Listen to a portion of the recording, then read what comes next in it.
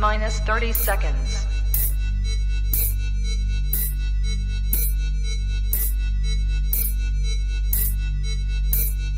T-minus 20 seconds.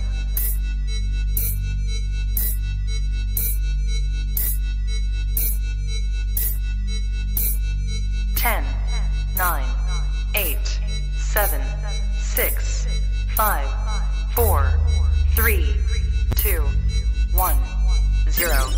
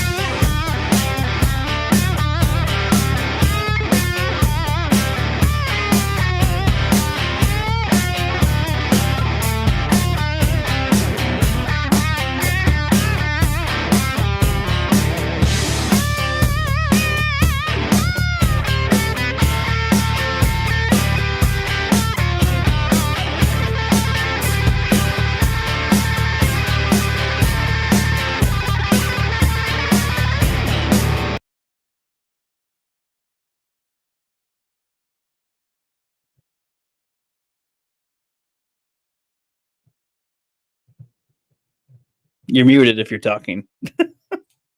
Wow. Thank you. Thank you for that. I was really going to town on that opening. I was like, we are live early. I'm glad you asked. We got a surprise guest. She's been fucking around long enough. Vex Electronica. We're going to have her on in a bit. Got Rookie here early because he's got to go venture like the Fellowship of the Ring across the great state of Washington to a faraway land for vacation before he resumes. Possibly he'll be back on the stream, but don't count on it. Rookie, why are you so gay? Because I'm on vacation. Woo! No more footlongs. Hello, pizza. Hello, 6 inches. I had no joke for that at all. I had nothing lined up. But Subway's pretty much the pinnacle of penis jokes. So I don't know what else to do after that. You know what's fucked up, Hoff? Is this intro that I do. I found it by looking up copyright-free AC/DC. Not expecting to actually find any AC/DC. And every time I stream with this opening, I get a copyright claim. So whenever I get monetized, if y'all help me with the watch time, eventually, I will have to change my intro. It's a good song. You said it's not AC. Well, did you get it from YouTube or where'd you get it from? I got it from YouTube. It was copyright free. No. Sometimes YouTube shit will say that it's copyright free, but that doesn't mean it is. No. This wasn't from my studio. It was just I looked at the YouTube studio. What's that? Like from the YouTube studio, like where in your creator studio, it provides you with different music you can choose from. Yeah, that is good. That stuff's good. I just haven't found like a good enough song. My intro for my video sometimes, that is a YouTube studio song. Well, I'm saying the one that you just played here. No, that's just I looked up copyright free and it says on the video like, oh, cool, but now I guess they've changed the right. Well, that's what I'm saying is that when you get ones on YouTube that like when you do a YouTube search and they say copyright free, those are like 90% of the time not actually copyright free, or if they are, it's only limited and then they can change, or it's more specific to where you've got to do more work to get like a copyright free link thing or something to have proof that you could do it or whatever. Otherwise, God. Sorry. Yeah, what's up, Hoff? What's up, men's room? Yeah, what's up, guys? Sorry, I just rushed back in here from shopping, grabbing some stuff, like craving food, but I don't want to like splurge. I've already had fucking Burger King like an idiot. Yeah, and I'd rather not hear. So I got me some honeydew melon, but I also got me I don't think Ricky's ever seen this. Let me get my camera ready real quick, and I'll show you. No, don't you dare show us your crotch. No. Oh, you got to pay for that, buddy. You don't need that. You have to. We're all innocent here. For that. There goes the camera. Solo. Angus Solo. So, before I rip it open, this is the cold fish I get sometimes. Herb smoked. So it comes in like 4-ounce pack. I have not seen that. Yeah, if you go to the meat department, they probably in the fishy area have one of these. So it's like a slice of salmon, and usually like the skin is on the bottom part of the packaging. You just, eat off of that. I mean, you could put on a plate, fork, and knife, but I'm a caveman. I'm just gonna. That's how I eat my steak. Yeah, just fingers. Yep. Oh, dude. Yeah. It's good stuff. But how is everyone doing? We got Vex Electronica coming on. I'm excited. I've seen a video too of hers, and I know she hangs out with the Flaccid Phoenix crew people. Cool. I like them, so they are of the good people. Yeah, it's like barely know her content, but as far as I'm concerned, new to me. So yeah, pick her brain. She seems fun. She's been watching The Boys, and she's like, season 1's good, and she's like, oh, it really tanked with 2, and season 3 isn't helping. I'm like, you're retarded. Yeah. I feel like season 3 is mixed for me. I like a lot of stuff in it, but I don't know if season 3. Like the problem of season 3, and for me personally, is just because the size of the cast, they all have pertinent story threads for their own selves outside of the interconnection of the web. So like Frenchie is a total cuck. Hate that. Even I don't know if it's exactly comic accurate to the core of his character with that element, but regardless, I like it. Hate it. Kind of hate how he's a simp for the female to begin with. Yeah, but everyone's just kind of going their own way for like half the show. And then it all like matters, it all converges, but it's like it feels disjointed. When you see everything in total, it's like, oh, okay. But I don't, it's like Godzilla in a way, the second Godzilla is like, I give it a 5 out of 10, but I mean, it makes sense what they did.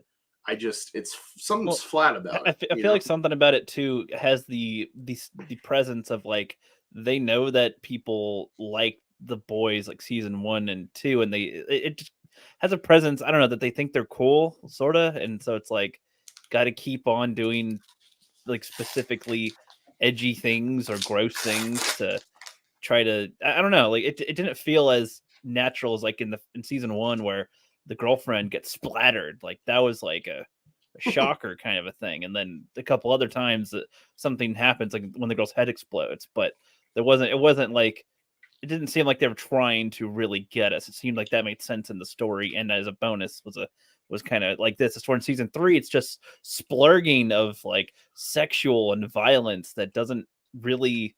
It's not even really funny either. Like it's neither. It becomes neither funny nor cool or gory. It's just like it's just there, and I'm like, I don't really enjoy it like that. I don't know. It's not as much impact when they do it like this in season 3. It didn't feel right. What you're saying is kind of like a Deadpool 2 problem. It's just more of the same, where it's like the first time you see it, it's a shock, so it's great. That's literally not what I'm kind of getting at. Like what they do just doesn't. They're putting more in front of you without there being any like narrative impact to what is going on there. Like the dude that just goes into the guy's penis, and then it's just to be gross, kind of.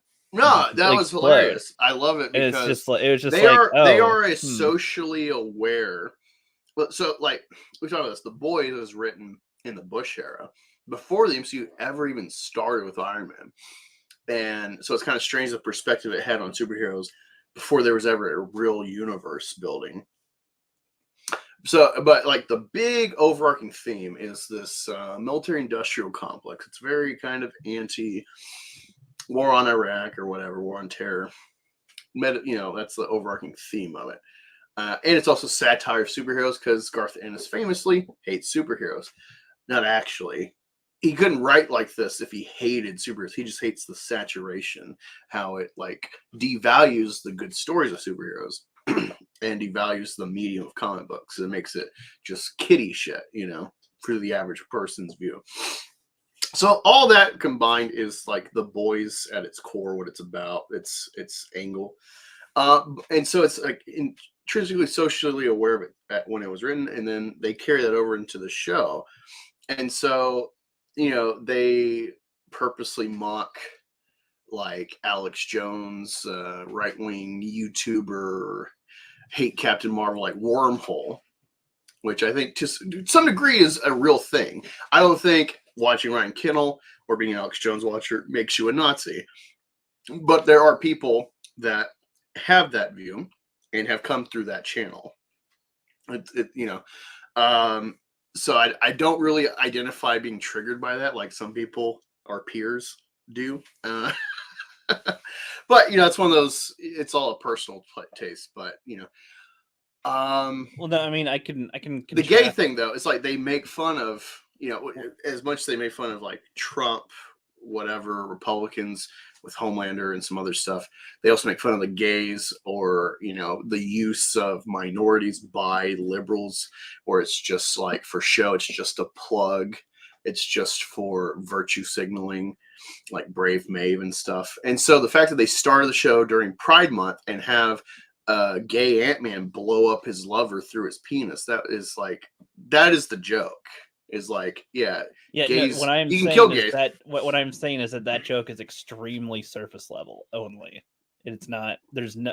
So like a different one that I think does better, that is also like plays into the story and character, like informs you about characters, is like with the Daredevil guy in the show. That's like, wow, this guy's got he's a handy. They're looking for a new person to be on the team. He's got, for humans, like that's a cool ability. He's got all these acrobats and cool things he can do and all this stuff, and it's pretty much Daredevil. And then Homelander just doesn't give a fuck, and he just claps and screws this guy up, causes him to bleed out, and that's gross and horrifying. But it's like, oh my god, what, like that scene that's funny and like horrible at the same time, and serves it does multiple things, as to where this was like he went inside a penis and then blew up. Like there's nothing more than that. That's what it was. And it's like that is throughout all season 3. And that is why I think it feels less enjoyable to me than the other seasons. There's still things in that season that I like, but there's a lot less that I like in season 3 because they just do like less in-depth kind of stuff. It just is like more for look, it's gross, huh? It's like, can do better. We've seen. I think that's more of just a your taste, not if. I don't think that element really reflects good or bad on the show. I mean, I don't know. So, I mean, I just used like 2 different scenes to contrast. Would you say there's anything different with that, or like, what would you try to use anything else to say how that scene with the penis one is good? I mean, other than it being Pride Month, and that's the joke. It's just outlandish. It's crazy. People don't have the balls, literally, to make a giant prop penis for an opening to a show. It's like this. It's like they're using this superhero cape shit show to like push the envelope. And I like that. I appreciate that. So I feel like it's not really pushing the envelope, though. If they can push story and character beats as well as the jokes and gore, then they accomplish more than just doing the joke. I don't know. We're at a point where, like, the fucking the poop Joker baby, that writer. People are like, whoa. And it's like, yeah, he probably is some, but that guy has also been canceled for killing a trans character in an X-Men comic. So, they want representation. And so now, rational person, all right, representation, everyone is equal game for death or whatever, exposure in a story. No, they're above reproach, So it's like, that is why you get a negative take from me, like a lot of people, about, wow, this show's really good at being even-handed, but then they won't kill Maeve explicitly because, well, she's a diverse character. So that's where it's like, well, fuck them. And hello, Vex Electronica. Hey guys, how's it going? Not Going bad. good. Your mic sounds excellent. Oh, thank you. I'm using my gaming headset because my actual mic is on the fritz, unfortunately. Okay, well, it's coming through nice and clear. That's good. Give me Awesome. 1 second. I hope you have a drink ready and available. 1 second. All right. He's getting ready for the ritual. Oh, okay. I have water. Is that okay? I've got water too. Yeah. How's the day been treating you guys so far? Oh, going good. I'm catching up on stuff. He mentioned that you're watching The Boys and stuff, so that actually got us kind of talking about The Boys a little bit. Okay. Yeah, I finished it a couple days ago, actually. Yeah. All cut up, finished season 3? Yep. I'm not going to keep watching into season 4, though, if a season 4 does happen. Yeah, I mean, that's the thing. So Angus really likes season 3. I am mixed on season 3. I felt like there was a decline in the type of jokes that they do compared to the other seasons, where they do more. I feel like there are more in-depth type of jokes that also progress story and character as toward in season 3. It's just more to kind of gross you out, and that's kind of it. I actually agree with you. Like, I feel like it got worse. I know everyone didn't like season 2, but yeah, the quality seems to dip in season 3. Yeah.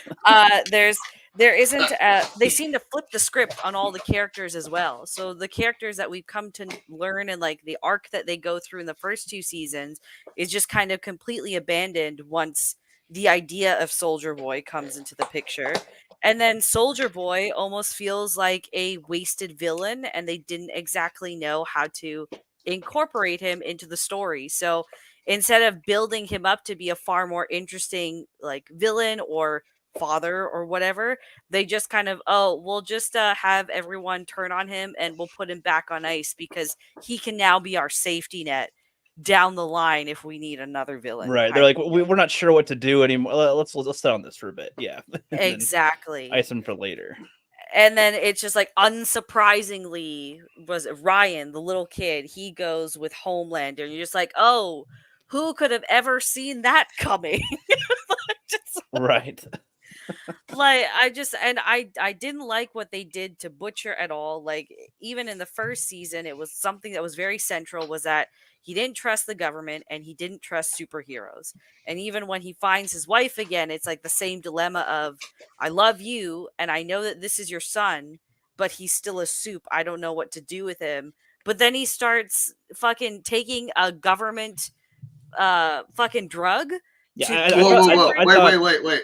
I gotta interject. So we had a brief interaction. I knew this was going to be central, and it actually started Okay. being rookie. So, all right. So, source material. This is gonna be a Don't funny you one. dare throw No, source no, no, no. material Let at me me. give you full context. Let me give you full Okay. context because this is a tricky one. All right. So when you watch Hulk or any Avenger brand stuff, DC, Batman, there is like the Batman is centrally a Batman year 1 or year 2 story. Mhm. That's what they're pulling from. That's like the main aspect. But given the there's an intertext, if you will, in the writing where it's aware of all these other iterations, so it's kind of got to be different. There's a certain angle they want to do. So it's like spiritually, are you getting it right? But this is its own story lifted from whatever specific issue or series. The difference with the boys is one story. There is no alternate stories. There's no alternate timelines or anything thus far. It's one story of these characters. And so in adapting it 15, 20 years later, it's like, what are you like, as long as you're getting the characters right, but it's you're going in with like there's only one iteration to play with. All right. And so this is where it gets fun because there's certain aspects where it's like they are writing a new The Boys story to some degree. And I'll tell you about that in a minute. If you want, I'll give you like a spoiler warning and then we'll proceed from that. So with Butcher, okay, this is very interesting. This is where the source material matters for adapting this versus like a Marvel thing. Is that the book starts, they're already using Compound V. And they trick Huey and get him like juiced. So this is an element. So they have like a funny thing where he like accidentally kills someone because he doesn't like know the limits of his powers, doesn't know what his powers are, and it's kind of just like randomized whatever's going to happen to you. Mm-hmm. All right. So the fact that they wrote 2 seasons avoiding the Compound V, I really appreciate that they like worked around that as long as they could, in my estimation. I think they did really well before it's like, all right, yeah. It's kind of like what I think the problem of Avatar is, like going forward. If I think Avatar has to at some point address, unlike American Indians, if the Na'vi want to survive, they have to adapt their enemies' ways. And what is the cost, the trade-off of that culturally? What are they losing by adapting? You know, if they don't do that, I'm going to call bullshit. If they actually win out against the humans, because there's just no way you can beat the humans with our technology if you're not advancing. Versus like this, where it's like, all right, you're facing a Superman. How are you going to beat him unless you also are a Superman? well, yeah, but I think it's more to the character that they make in the show, regardless of however he is in the comics. That like him, they make it very clear that he is against it, and I'm okay with him eventually using Compound V. But I feel like that should have been a lot more of the struggle of him deciding that that's the back pocket last thing he would do with this, and maybe that could have been side by side with him accepting his son or not as like somebody that he cares about. Like if his son was going to be killed by say the Winter Soldier, what's his name again? Soldier Boy. Soldier Boy. If he's gonna be killed by Soldier Boy, and then Butcher takes Compound V, and then like say like that could have been a much more satisfying type of way to do it, but he just kind of takes Compound V and just like, oh well, I don't know, that just like it just kind of was like, wow, any tension, that's an easy thing to do, tension to build it out, especially when they want to have like 7 seasons or more of the Boys TV show. They want to have a lot of seasons. Like that's something you build on for a long time, not just like boom in season 3 here it is. It just really should have been different. Or if he takes it once, have that be like the one time he took it. He's like, I'm not taking that again Yeah, until see, he that's the really, interesting really thing. needs to. They That's just the kind of have interesting him thing, do it a too. bunch, and I just really think they blow it. And now they're like, oh, he's dying. It's Well, like I don't know. They just Yeah, but the bulldoze through compound his V, character. the compound V is a one and done in the book, and they've made it where it's like, okay, this gets exhausted, or at least if you're like post childhood, this is like a repeat dosage issue instead of just a one and done. It's still a little shit hazy on it. Maybe I'll have to like find some like deep boys channel that could explain that if they have or not. Just to build on what Rook was saying too, like, yeah, build out the whole compound V instead of just making Butcher seem like he's a fucking drug addict, A. And B, one of the really big like undertones for season 3, and I would probably argue part of season 2, was this whole idea of family. Like, you learn that Huey is more or less pretty similar to the younger brother that Butcher lost. Then there's just the importance of still loving a son, even if he was conceived by, unconventional methods. And then there's even Homelander just trying to find. Wait. I've never heard a woman call rape unconventional methods. You're not supposed to say the R word on YouTube, right? I think you're saying you're not That's supposed true. to rape. I like how that was. Right, but then Homelander's trying to figure out also where he is, because like he gets together with Storm. Thank you. Stormwater. I know what you mean. I know. Right? That's like an enemy of the I get who is these those names like confused. elf-eared twins from the fucking DC. You know what I'm talking about? It's like Yes, power I of do. tiger. And he's a bucket Oh of yeah, water. the water bucket. Wonder of Twins. But Yeah. it's like this whole like subplot of family and finding where you're supposed to belong could have really worked nicely with Butcher coming to terms with Ryan and taking the compound V. And then there's a whole storyline and just development they decided to abandon for the sake of, here's a fucking hero orgy. Here's someone getting their eye gouged out. Here's Huey fucking naked all the time. What's going on with Starlight's face? Here's what's his this face is the fucking thing where an I'm like, well, octopus, this is you the know? comic, so this is like a key, like multi-issue run in the middle of the boys' story. So like, Hero Gasm is a big like, this is like a huge thing for a somewhat mainstream comic to be so sexual, like when it was coming out. So that that's why this is where it gets confusing. Where it's like, oh, don't use the source. It was like, well, I don't know. That like it's one story that they're adapting. Well, no, so Hold on. I think the difference is like, because season 1 adapts some element, like a lot of things from the boys as well, right? But it doesn't do everything right away. I mean, I feel like that the Hero Gasm could be built up to as well. Like there's a lot of things to just do it differently. I think it's just pretty much how I'd say it would be. You could have even had Huey the whole time wanting to use Compound V, and like Butcher and Starlight keeping him from doing that. He wants to be more relevant. He wants to be able to do more to protect people and stuff or something. And it's like he wants to feel stronger. Like he remembering his girlfriend blowing up in his face. To take the red A-Train and all these other people still, like even after everything they've done, the superheroes are still the main people around. Like there's the public's opinion has barely changed. Like they dip here and there, but it's still mostly positive.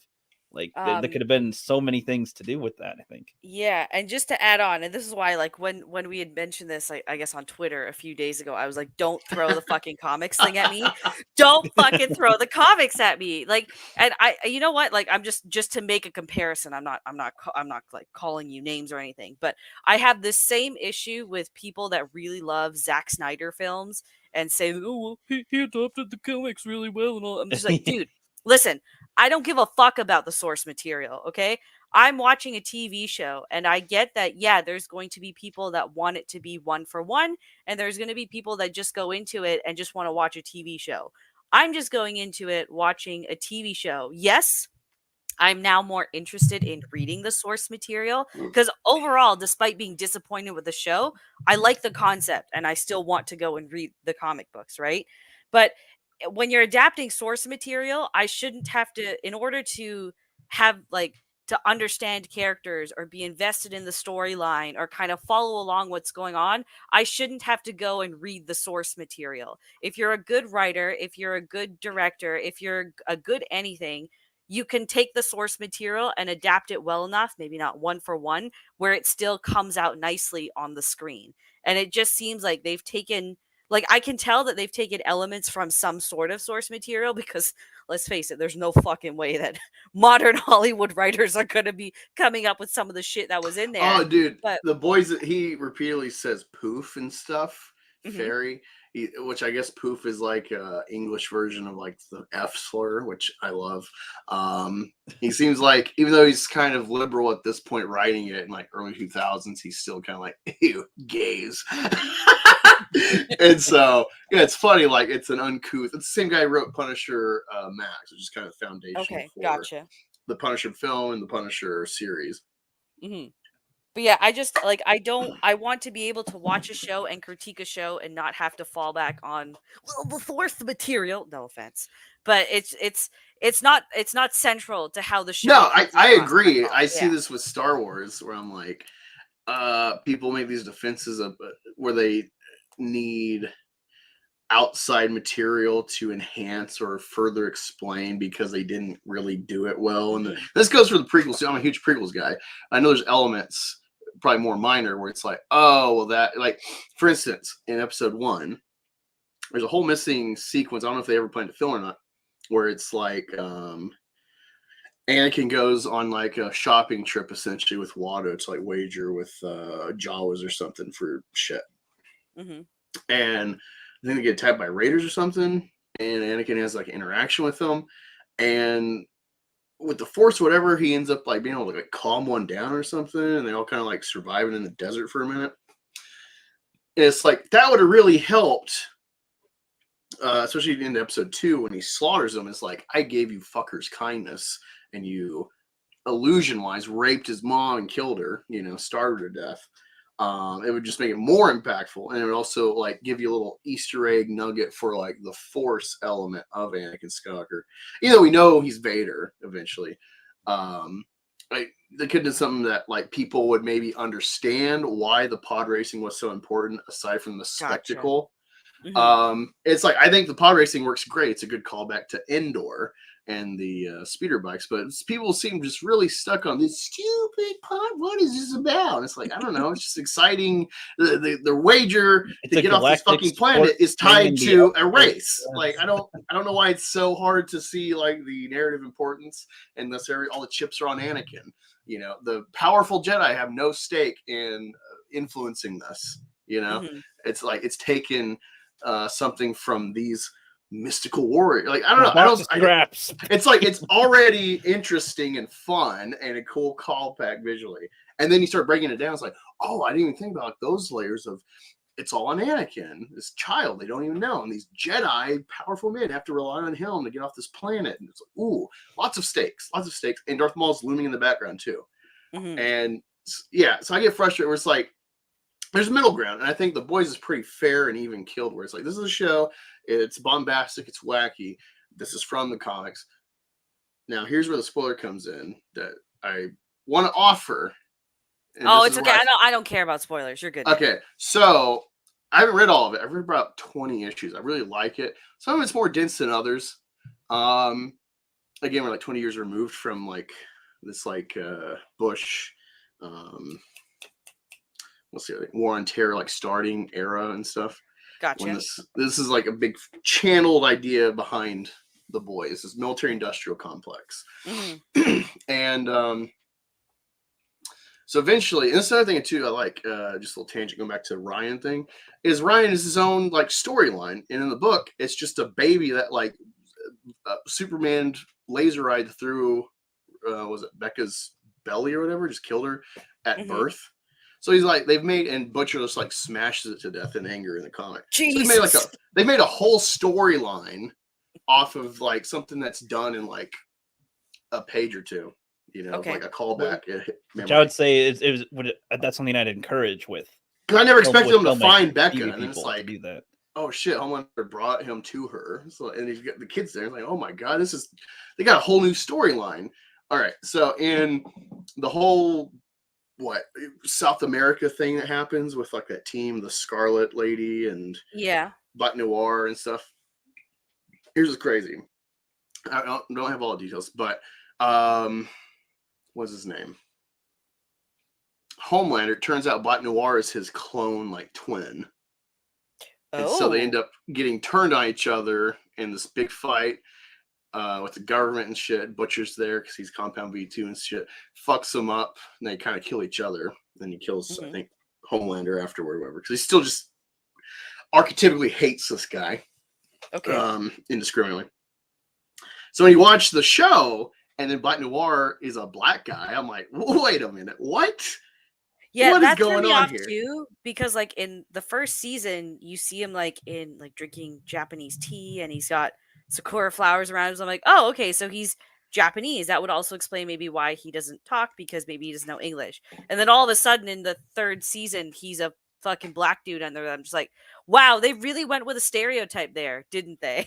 When there's no significance to it either, which is kind of disappointing. There's It was no like significance to the the viewing mystery of fans. him being hidden. I thought would have had some type of meaning, but it was just like, no.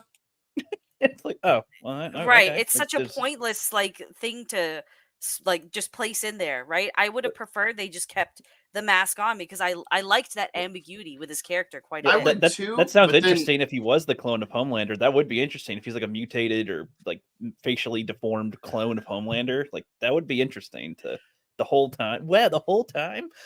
Like, yeah, make a little sense to some of it. So yeah, I'm very interested. Like they are in a way. It seems at least they still do this clone shit at the end of this with the black guy. I'm like, what is this? No way. Come on. They can't say that it got kind of murky when we were cloning it. They can't. They probably can't. It's like Doctor Strange. Things just got out of hand. It was a little tainted in the process. Like I don't think they'd ever say that. So. No. Hot take evening. What do you mean? Oh, Andrew is just full of hot takes usually. That's all. I'm just poking fun at him. Okay. Cool. That's cool. But yeah, no, Nice. it's like season 3 of The Boys. I feel like would have been. They had so many awesome type of threads to continue from season 2, and there's a lot of things I like in season 3, but it's surface level stuff. That's like, oh, that's cool. That's kind of interesting. But no, they don't do enough. They don't do enough for me. They don't tickle the fancy enough of the character stuff and whatnot with it. I mean, the whole stuff with Huey could have been better too. Starlight, all that. It all seemed like they're supposed to be separated from each other, and then like just it's that like low point kind of thing they're supposed to be in, sort of. But it's like it doesn't feel. We don't really feel it either. And Maeve survives at the end as well, and it was like that would have been a good death. I hate it when they kind of save people when they should have died. And yeah, she's dead in the comics by the end anyway. I don't know why they didn't just like. It was very good. High point for her being kind of a dumb bitch for the last couple seasons with like, oh, like I'm kind of gay, but I don't know. I can't be just open about it and accept, this is a blackmail, which I get like I don't know, like this gets murky. Getting outed or whatever before you're ready. I don't think it's as big a deal today, but it still is. I get it. It's like my view of homosexuality is it is a recessive trait of humanity. Therefore, it is abnormal as in percentage. It is not a abomination necessarily or whatever. It is. I view it as natural. You're using science right now, man. Yeah, I think it's a recessive trait of humanity. How dare you? Yeah, I think it's a recessive trait. People think, unfortunately, in this Christianized society of the West, implicitly we have this idea of like sex has to be procreative. So anything not procreative is abomination, whatever. Which already doesn't make sense scientifically because humanity has a sex drive all year long. We only ovulate 2-3 days out of a month. So why are we having so much sex if it's not actually for bonding? You more ovulate? than procreation? Hold on. Yeah, women ovulate. Humans ovulate. Women, Well, it doesn't assume my gender, but anyway. These are factors I think about. I start putting them all together. Mm-hmm. And so we've normalized an oddity, what has been like reviled largely. We've kind of made it commonplace and whatever, you're just not the norm. So I don't think it's as much a big deal to get outed as it was 10 years ago. but it's still a thing of like you want to have your agency. So I get that aspect of like a Maeve character where it's just like she's not ready to fully embrace herself, who she is. This is a struggle. This is a wall between her and her girlfriend. Sorry, just before you elaborate on your next point, I didn't really see that as a focal point for Maeve whatsoever, because I remember like once she gets like quote unquote outed or whatever, I actually quite like that she wasn't. I understood what they were trying to do with that. They were satirizing how, oh, it's convenient that celebrities come out and then XYZ companies can use it to their advantage. Like that was something I really Kevin appreciated. Spacey. Oh my God, he gets all these allegations from the Netflix thing, and he's like, right. You know what, public? I'm a gay man. And it's like, wait. Dude, Right. why are you not addressing this whole like rape stuff? Exactly. Everyone forgets his allegations because he comes out as homosexual, right? But like I appreciate that. Like, yeah, Brilliant. she was playing it in front of the camera, but then behind the scenes you see it's like I don't really give a shit. Like this isn't me. Then there was like the missed plot line of like I thought it was quite shocking to see both her and Homelander in that first season like go to the plane and then they just fucking let everyone die. That was awesome. Right? I was just like, wow, that's like really fucking dark. But you know, let's face it, it was also like a little black pilling because it's like, yo, they're getting kind of deep into what's really going on in the world. Yeah, the deep state. That's why I love Garth Dennis, and it's so weird that he's such a Trump derangement guy. It's like talking about the first president in over like 100 years, probably since Teddy Roosevelt, it hasn't done like I think even Teddy Roosevelt had some like war type stuff in office. Trump's like the only guy for at least half a century to not do like any public sanctioned by the state warfare. Yeah, no war was initiated under Trump, right? But like that aside, it's just there was like a really good storyline that they just kind of, oh, she got drunk a lot and she didn't really explore her feelings, and we didn't really see her superheroing at all. That's such a writer's crutch. Oh, they have a drinking problem now, right? And it's just like it was like because you know classic writer. There's always the quota of, oh, we got to have a female and female empowerment and all that stuff, right? And it's just like here was a really easy opportunity for you to develop this character that you claim was killed off earlier in the comics into someone that actually was a better showcase of the dilemma of being a superhero, because the only person we ever got that from was Starlight. And even then, they abandoned that storyline completely in season 2. Yeah, so on top of that, like I feel like I don't understand their public presence really as a team. Like, because I thought in the first season it's presented like they are a team that often get together and fight crime or something, but it's just like now they're just kind of hang out and are on camera sometimes and the public light here and there. I don't know. I feel like they lost some stuff. I don't know. Like they're not even the 7 at all. Like it's and I don't know, like I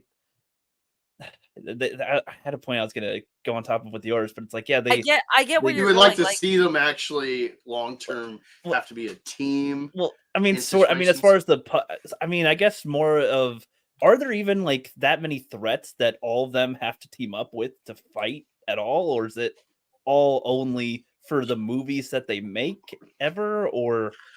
I don't know. Like, have they ever had to fight general with teams, especially with a giant monster, Superman? or has it never happened? Really, they just fake one. Like, yeah, especially when you're talking about like Superman in a team or Captain Marvel. Now it's hard to like actually even have consistent story. Like, there's a problem I watched behind the scenes with the Justice League cartoons. It's like, yeah, when you have Superman on a roster, it's really hard to write a real threat, you know. And so this is why, you know, you assume in the world it's like, all right, a Justice League event is really just here or there, but it's really like they're all kind of talking to each other or aware of each other, but they're all doing their own little sectors of life. I don't know. It's the gobbledygook of comics ultimately. When you talk about teams and not just individuals.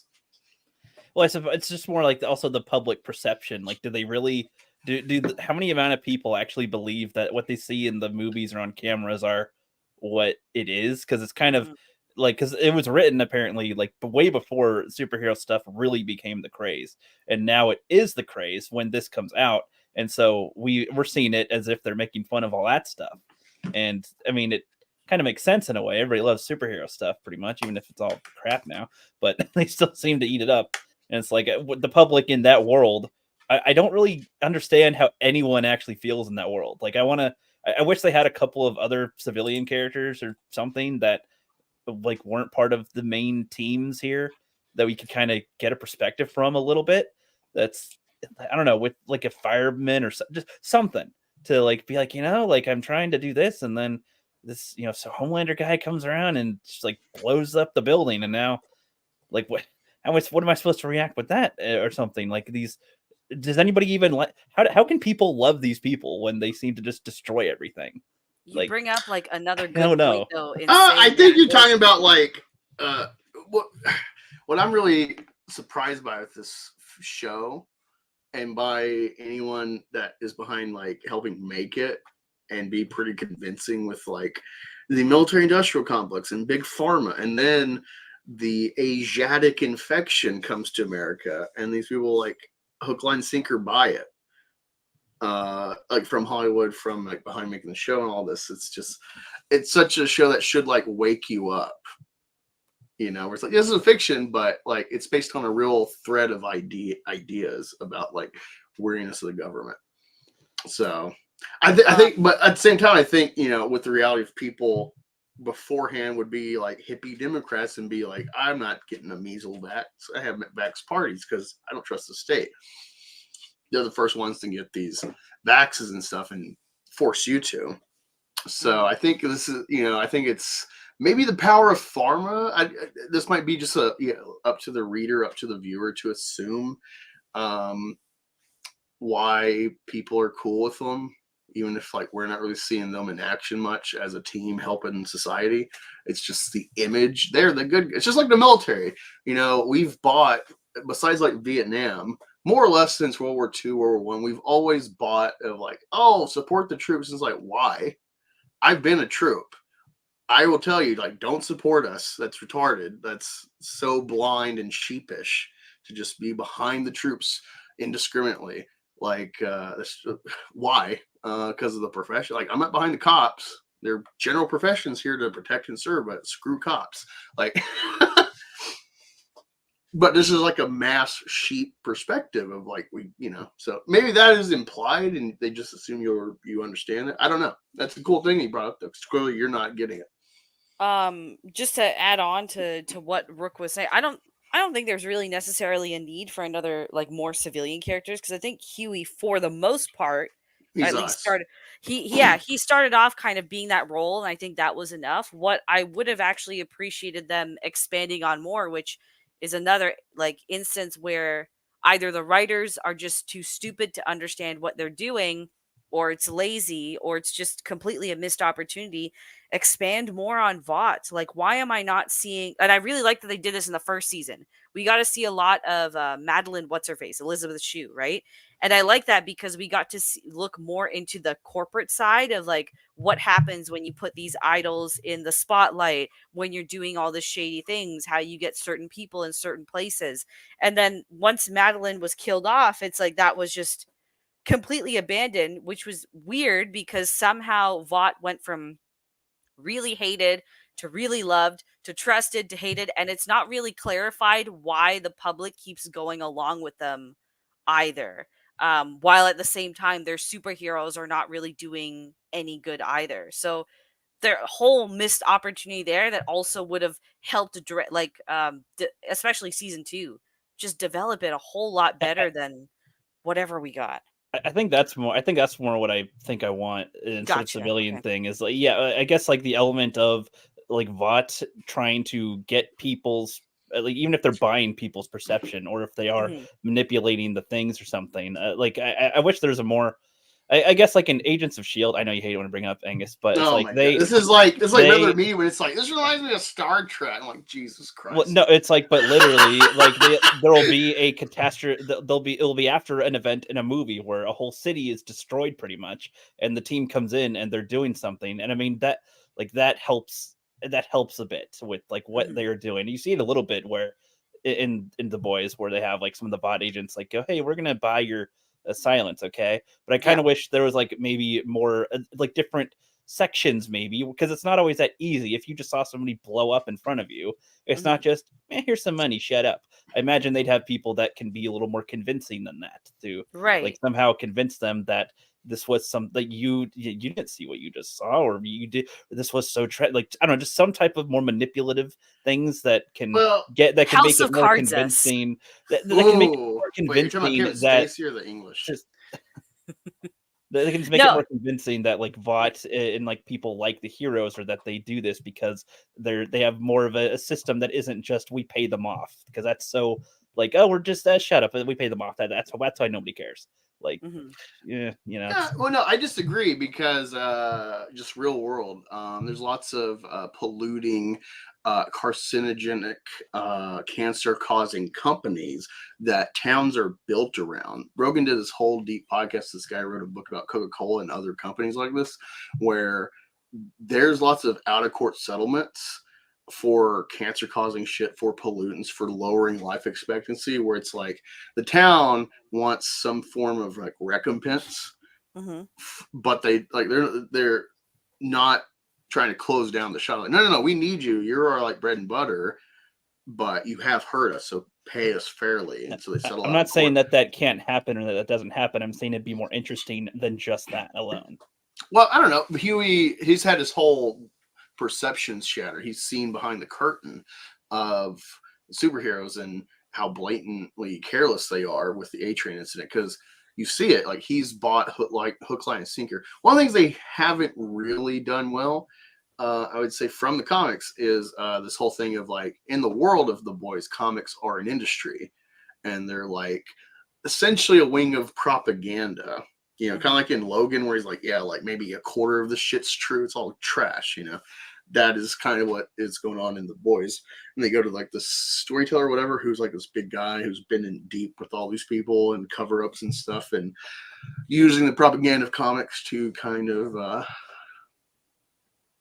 brush over incidents. I feel like there'd be a lot more Hueys is kind of my point, where like people's loved ones being destroyed by superheroes. Yeah, I think I got that though from the show. Like the interaction with Huey and him like just spacing out, and they're just like, yeah, just here, sign the check, here you go. I bought it like before I ever read the comics. I bought it from the show. No, I don't. No, I'm saying there should be more people that actively try to attack or destroy superhero stuff. Is what I'm saying. More humans that do that. It doesn't seem like there's that many that do. Just the boys group here is the main ones that go. Well, I think they did well with Stormfront, where she like destroys all these fucking people in the projects. And it's like, oh man, the terrorists, like this is what they did with like 9/11. You know, it was Saudis, but we're going to Iraq and Afghanistan. Like, what is this about? You know, people buy it. Yeah, I didn't think the Stormfront storyline was very well put through. Like, she when she gets introduced, she comes off as all innocent and whatnot, and you're like, okay, she's genuinely kind of new to this, kind of like how Starlight was new to it in the first season. And then somehow she devolves into just kind of like this uppity bitch, and you're like, okay, that's weird. And then all of a sudden she becomes kind of like the poster child for like speaking out against Vought, which you're like, okay, why would Vought allow someone like that? I mean, they kind of answer that for you later on in the season. And then somehow that devolves into Nazi stuff, and you're like, oh, so you're just a straight up Nazi. Cool. And then I think that's making a point of like Operation Paperclip.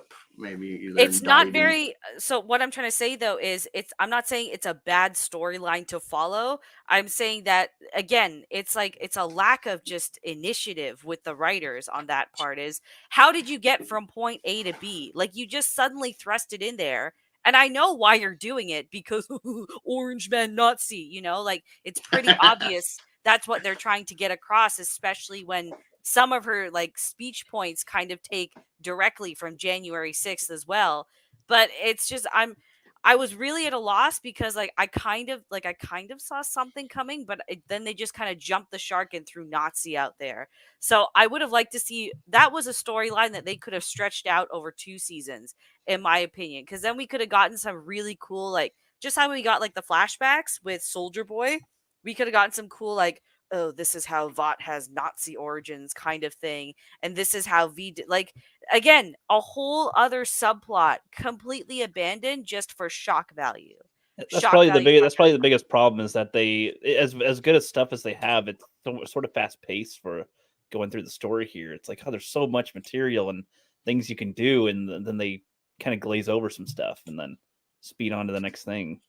Which Okay, is In a a way. shame because it's Karen. a lot. Yeah, like you said, there's so many good ideas that they just completely abandoned. Like especially in season 2. So I'm quite disappointed with this. I won't bother watching the 4. I was really hoping for something better because a lot of people were saying really good things about the boys. I was like, okay, and after season 1, I was like, okay, that's a really strong starting point. But at the same time, given the strong start that they had, it's just like, how do you keep up that momentum? So it also, it kind of seems as though they wrote themselves into a bit of a corner by going as far as they did in season 1, unfortunately. Yeah.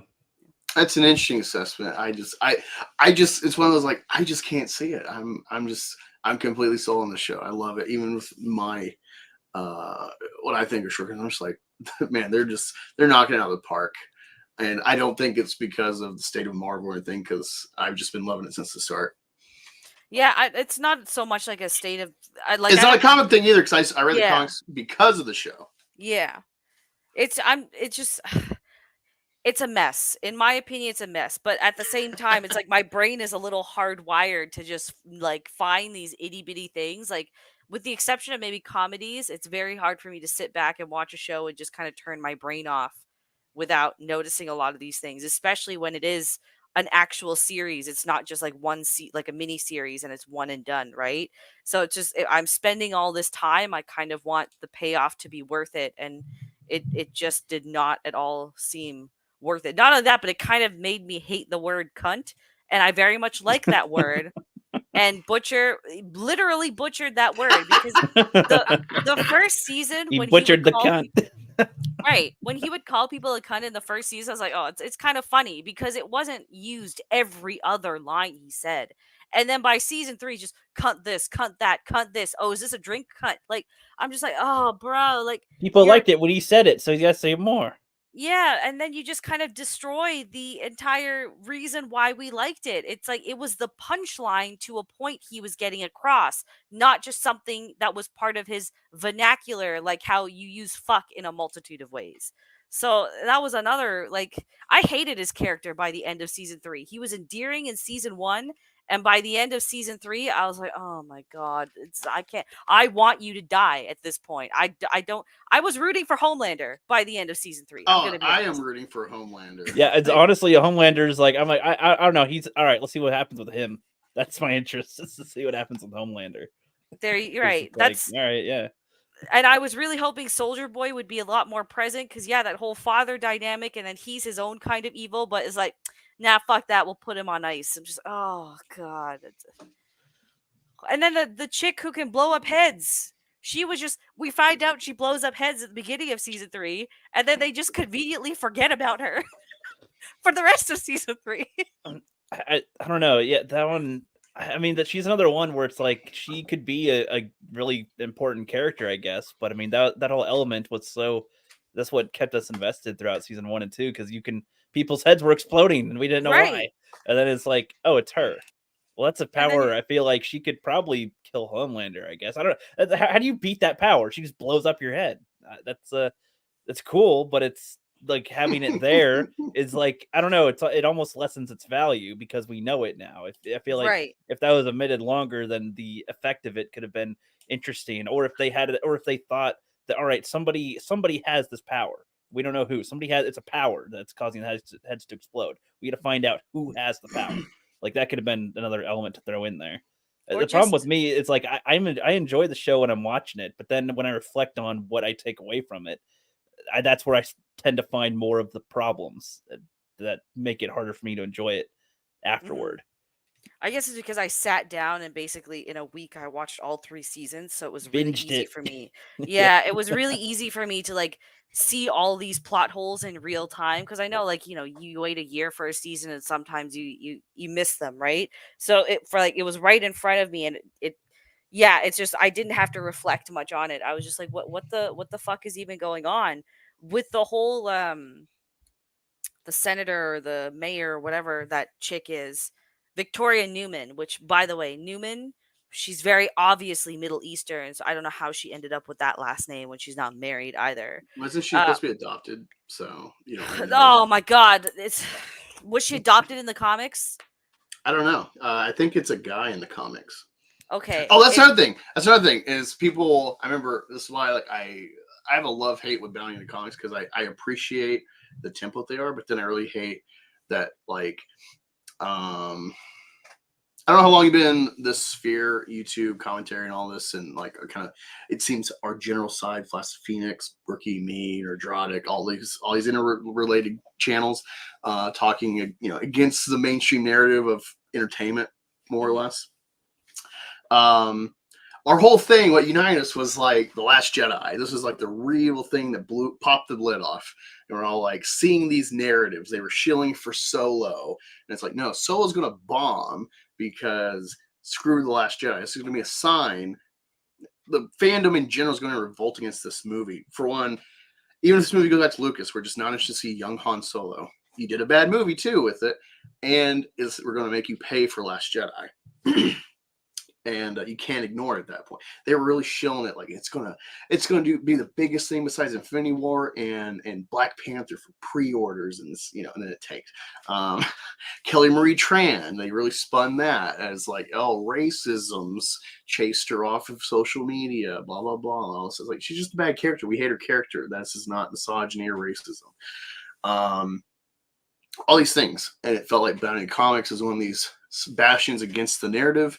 Where it's like, we're going to cover your narratives and pick them apart and be against it with rational thought. But now they're very clearly just shilling for their side of agenda of like Christian stuff and whatnot, which I don't think is bad if you're a Christian site, but it's like you under the guise of an entertainment site. Anyway, damn it.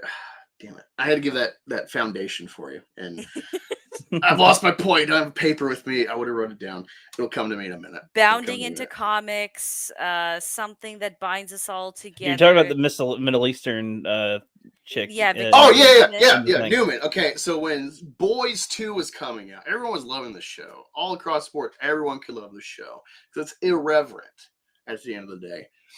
And then we see Stormfront, and it's a woman, and they're like, gender swap, wokeism, blah, blah. And it's like, you watch the show, and it's like, oh, interesting. They have a whole new angle with this, because Stormfront's a guy, and Homelander's not gay. So now you've got a new angle with, like, he is directly entranced with this woman adaptation of the character. It's like you've added depth to what the story could be. So it's like they completely fell on their face with that narrative. And so it's like, I don't know. A lot of things have changed from the comic. I think have been really good moves. So wait, okay. So that means Homelander doesn't start boning Stormfront. That's never a thing in the comics, no. How did they? This, like, background Nazi. How did they bond? Did they ever bond? Not really, from what I know. Okay, like he's an element in the story. He gets killed eventually, but yeah. And Newman's also a guy, I think, in the comics. Gotcha. Okay.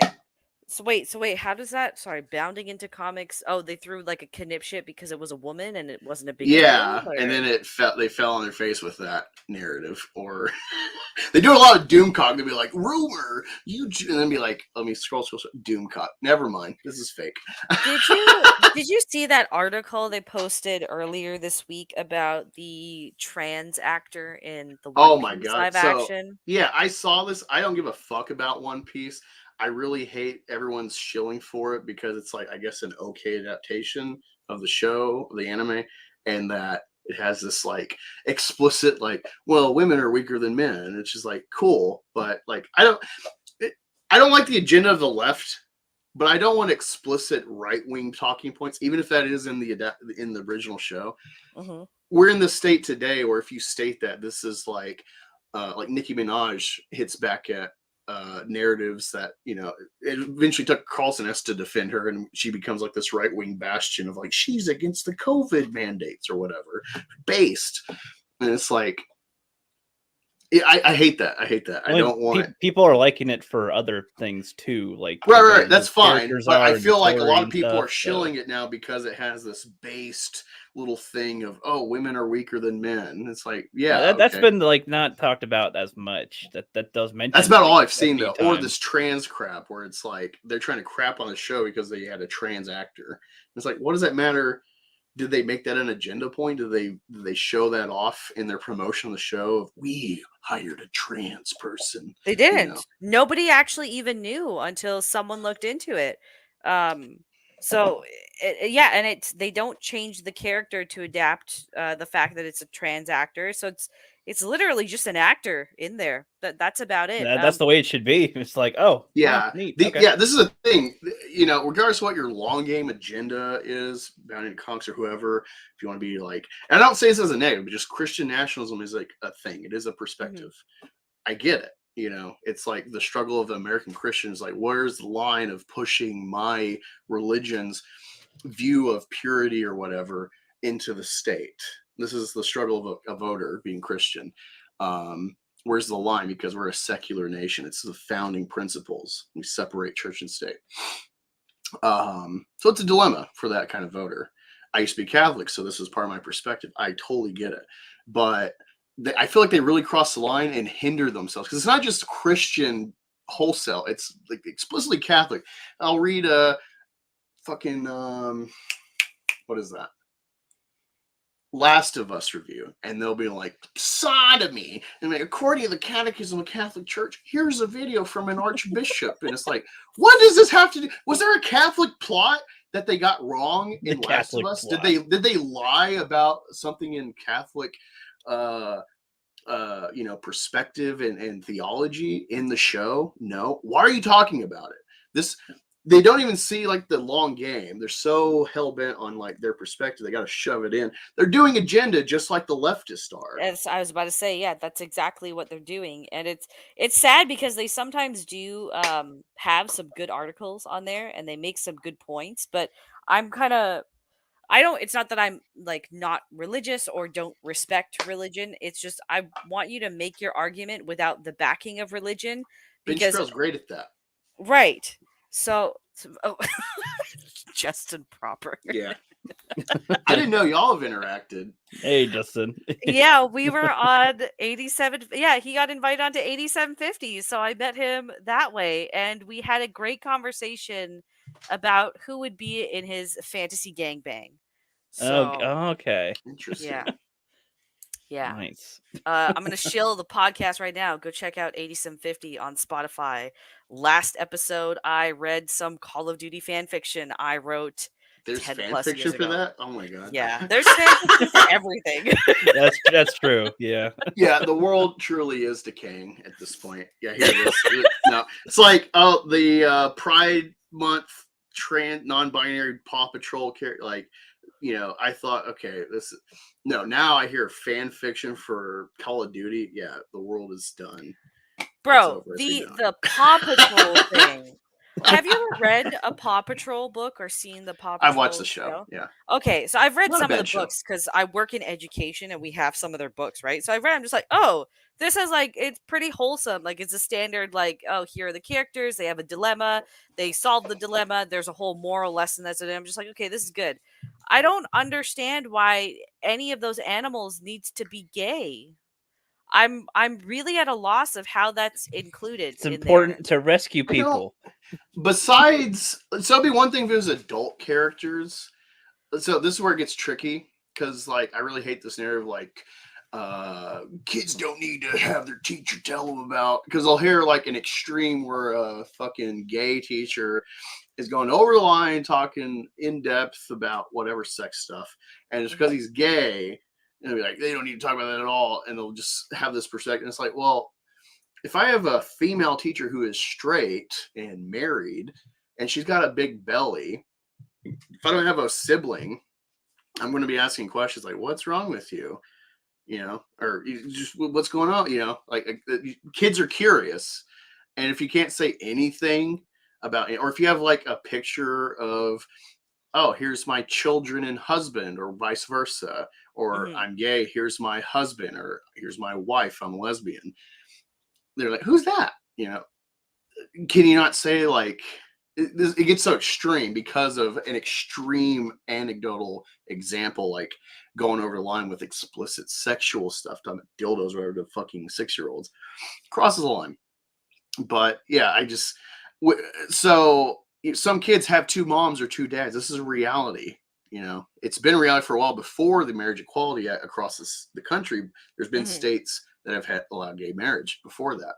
So I would be fine if like, oh, here's a character with two dads or two moms, or it's like, yeah, it might be a little agenda based, but this is also reality. You're going to have your kid be like, oh, my friend's got two gay parents. You know, it's a reality that you're going to have to deal with if you're in the public school system, or depending what religion you're in a religious school.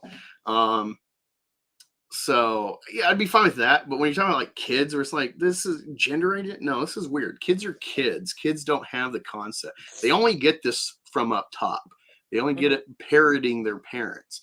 And kids see reward systems. They understand a simple reward, like dogs. You know, if you're like, oh, good job, good job. Oh, wow, I love that. Oh, it's so great. They've come in. Oh, look at it. And you tie the flag to it. They have an image to tie with Mhm. goodies, you know? And so they see this pride flag, especially because it's nice and pretty and lots of colors. It's all positive reinforcement for a child to, you know, parrot this stuff. It's very harmful. I don't like that. And I don't like including a non-binary child. That's retarded. Dude, There's no such thing. speaking of the flags, like it really I saw like a picture from like a classroom where they had like there's like a 10 different flags now or whatever, and they're all like super colorful, and just like unconsciously I was like, "Oh, I really like this flag because I liked the color palette." Um and then I was just like thinking from the perspective of a child, like a child's brain just sees colors and they like it. So it's like they'll just start maybe drawing it, or maybe they'll be coloring and they'll pick out those colors and whatnot. And then suddenly, because you have all these fucking nut jobs in education now, they're just like, oh, you like those colors, you must be demisexual or asexual or They'd pansexual. be like, I'm what now? No. Right, and they don't Just know any coloring. better, right? So they just Yeah. kind of go along with it. I was like, that's really terrifying, because you're now, not only are you kind of robbing the innocence from them, but you're robbing them from the ability to just draw their own conclusions or learn the world from how they see it. You're Yeah, just in, it's you're shoving it all in, and you're just creating a bunch of fucking cogs at the end of the day. It yeah. really scared me, think like just from seeing this fucking picture, my brain went there. I was like, wow. Wow. Well, okay, so here's my and I'm a bisexual. I love pretty trannies. Love it. It's a great thing. And I've backtracked it. This goes back to like when I was a kid in like second grade, when I first started kind of naturally sexually awakening interest in girls, whatever. I knew mommies had boobies and I knew daddies were boys. So they're like me. But I thought, you know, so flat chested, facial hair when they get older, you know, Hmm. obvious phenotypical traits of the sexes. But I didn't know girls had vaginas. Never seen one, never heard of one. Thought everyone had penises. So when I start like fantasizing on my teacher, I think of penis. And but it's never forced. There's no grooming of any sort in any part of my life. It's just natural kind of obscure conclusions of a blossoming child's imagination in this department. Hmm. But you know, so I have like a, I guess, diverse perspective on this, but clearly I'm like, all right, kids, you know, you don't influence them, let them find it on their own, let them go through the trials, tribulations, some of it's social. If anything, I want every kid to be straight because it's normal. It's already bad enough trying to like date the opposite sex and be interested in them with your pimples and your puberty. And then you complicate it where it's Your same puberty. sex, you know, and if you're a guy, you know, like everyone's getting basketball, football, you know, sports or whatever interests, and your friends, you hang out. It's more normal to hang out with same sex, and then it's like, oh, I'm attracted to my same. It just makes it awkward because most of them are going to reject you or be reviled. So it's like I don't want any kid to be gay for that fact. It just makes it harder for life to find happiness versus being straight because it's normalized. It's the higher percentage success rate. Um, I gotcha. Like I'm in agreement with you as well. I think my stance on it, especially in school, has always just been, even when it just comes to sexual education in general, is just teach the biological function, like how you learn the cell of an animal, cell of a plant, photos, like all of that. Just okay, males have a penis, girls have a vagina, one goes in the other, Well, you splooges, got to update baby that. comes out, right? That's But you know what I mean? It's just some give guys me have babies. give me the get the fuck out of there. But just teach the biological function, and then if a kid, and acknowledge that, yeah, there are sometimes gay animals or animals that can change sex or whatever, and just leave it at that. I think there's more value in figuring that shit out on your own later in life than having it kind of like, because again, you're so fucking impressionable when Yeah. you're a teenager. So it's like, Yeah. if they figure out that, hey, maybe I'm not like into girls or I'm not into boys, like let them figure it out themselves and do the research. I don't like it's Of course you're not, Timmy. You're into Transformers. you're planting a Exactly. seed, and it does Yeah. damage long term, right? Well, So well, it's not just that. It's not just that. Like, so there's schools now, at least in my area, where like they have preferred names that teachers have to say, yeah, right? I've heard of this. And it was like, so, and it's difficult because like my mom works in records for the district and stuff, and so it's like they have all these freaking name changes, and like they can change their name to whatever they want pretty much. Like there's some people that call themselves princess now, or I would do that every diggly day to doodle fuck or with y'all. something. As long as it's not like a super inappropriate word, I guess they'll be fine with that's what it is. And the teacher, when they do like roll call, they have to say the name. And it's like, this is insane. And I'm sure that if like a kid miss says their name or says their dead name or whatever, then like, oh no, that's a big deal. And it's Call like the that cops. having that be, having that be considered anything important is ridiculous, because you're lucky if anybody remembers your freaking name, let alone what pronoun you have or what like what other new nickname you have for yourself. Like, I don't know, like nicknames come naturally, and sometimes people will say them. Sometimes they won't remember it. They'll just say your name. Like it's simple. It's in school. It's like a non-important issue that they have now as an important thing to have there. It's ridiculous. Mhm. And also they have a third bathroom in some of the rooms, at least in like my old high school now, where boys and girls can go into that same one, which seems like, oh, that's not a bad idea, right? But then it's like, I don't know, what are high school kids doing? I don't know. That's kind of, What don't state know. are you in, if I can ask? I'm in Washington. Oh, okay, gotcha. Washington So State. very It makes liberal. total sense. You're like, oh, it makes sense now. Yeah. Yeah, I mean, Oregon and Washington are practically extensions of California at this point. Yeah. It's unfortunate, but that's the case of things. So, Yeah. But yeah, I was laying all that out because I think there is. I mean, you'll get. I've seen this for years, being formerly Catholic. This the death agenda, or whatever they would call it. I don't think it's that simple. I think there is a sterilization agenda, because, and I don't think he knows brought this up. My angle, or he knows this. I think it's just pragmatic of the government. The government, with Democrats control, really both sides to some extent, but definitely Democrats, they prey on the common people, rhetoric-wise. We're here for the little guy. We want benefits, welfare, Social Security, what the evil white businessmen are trying to take away. And, so they target minorities especially, single mothers and whatnot, give them his ideas of social safety nets. And so they got to sell this. This is the platform. But then there's the pragmatic reality of bookkeepers. Like, God, this is just going to keep growing exponentially. How do we cure it? Well, how about mass sterilization? And also you can help curb the voting base that is voting how we don't like by importing votes that we legalize from the start to be vote hook, line, sinker. So they got like they're talking out both sides of their mouth. This is why I think they're pushing a sterilization agenda, angle at children, try and get them early. They're never a factor. They're never contributing another drop in the bucket. My coworker who's So there's 17 less he wants expense to on get the a government. vasectomy. And I told you Yeah. my 17-year-old coworker wants to get a vasectomy. Yeah, like he rule doesn't of have interest. thumb, depending on No how old you bitch. are. No, he's cool, but yeah, I was like, oh man, that's drastic. Don't do that. Yeah, No. depending how old you are, it's like generally how I've known it is that doctors like if you're not 25 and or have children, they're gonna like strongly dissuade you from sterilization surgeries.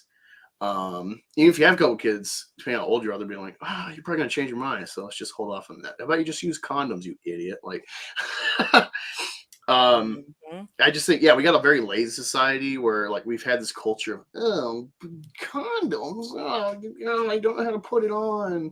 I think this commonplace narrative in comedy is with like the condom. I didn't open it in time. I lost the mood. This works great for Planned Parenthood to start you off on birth control pills. It's their business. It's not far-fetched. I don't think I've never looked into if like they have influenced media, but the military is a great litmus test of outside influence on media. Whatever war or building enemy we have, look at the media at the time. Like look at Iron Man and Dark Knight and stuff. There's a overabundance of pro-military, something you would never see today from Marvel, but how they started. Iron Man's with the troops in the back, hanging out, being cool. Because he's with troops, because we're fighting the bad guys, and he's giving them weapons, which is cool, And look, he's cool because he killed terrorists, which it is cool. It's awesome. And then but there's also just like the underlying message of recruitment. There's this video. It's a libtard channel, but I do appreciate it because it's an outside perspective and it's in depth. It's not just narratives necessarily.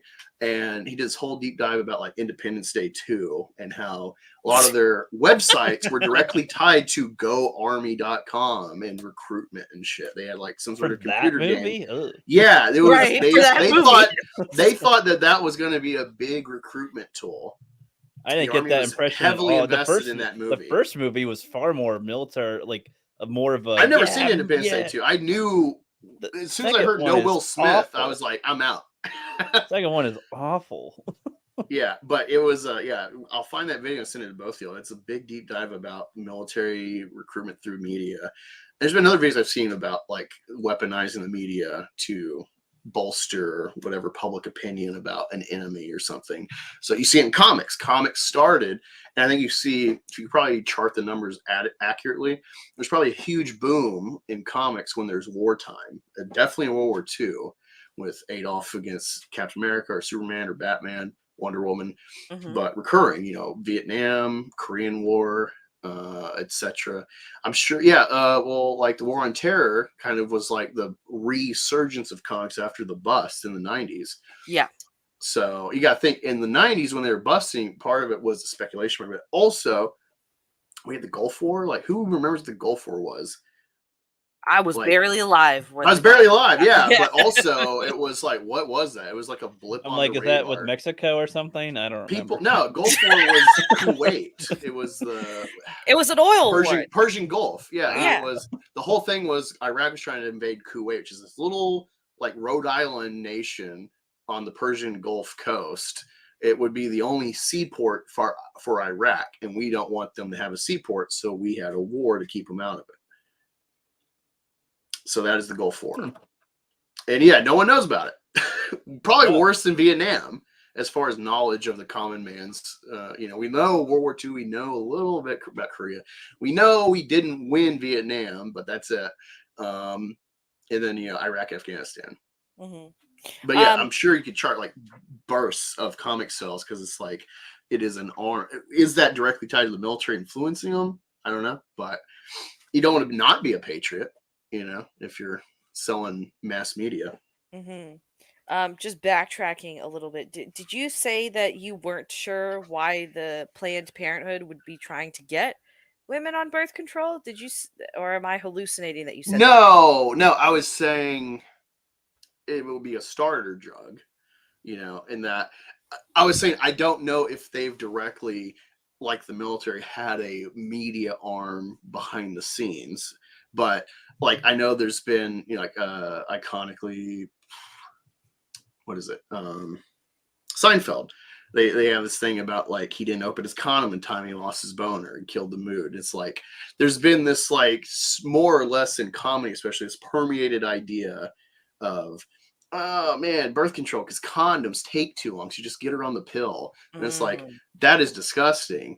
I'm pro condom. As a former Catholic, I understand the metaphysical being against birth control because it corrodes the family and the whole meaning of marriage, whatever. But like just medically, I'm very against birth control.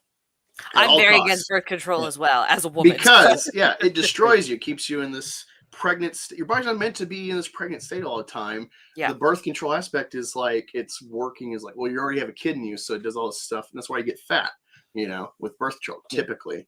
It's not good for you. It's poison. If you're not actually pregnant, you don't need these hormones in you. The group is like Planned Parenthood. When I first heard that, I'm like, oh, so they like, get in contact with teens and like tell them about how parenting is and what that would be. No, they try to abort your baby pretty much or prevent you from having one. It's like, that's the opposite. That sounds like the opposite of Planned Parenthood. There was That's a Planned to not be a parenthood. There's a Planned Parenthood behind the media store when we would like come from Oklahoma. So we go across the border to like this bigger town north of Dallas for shopping and fun, movies, whatever. And there's this media store chain called Hastings.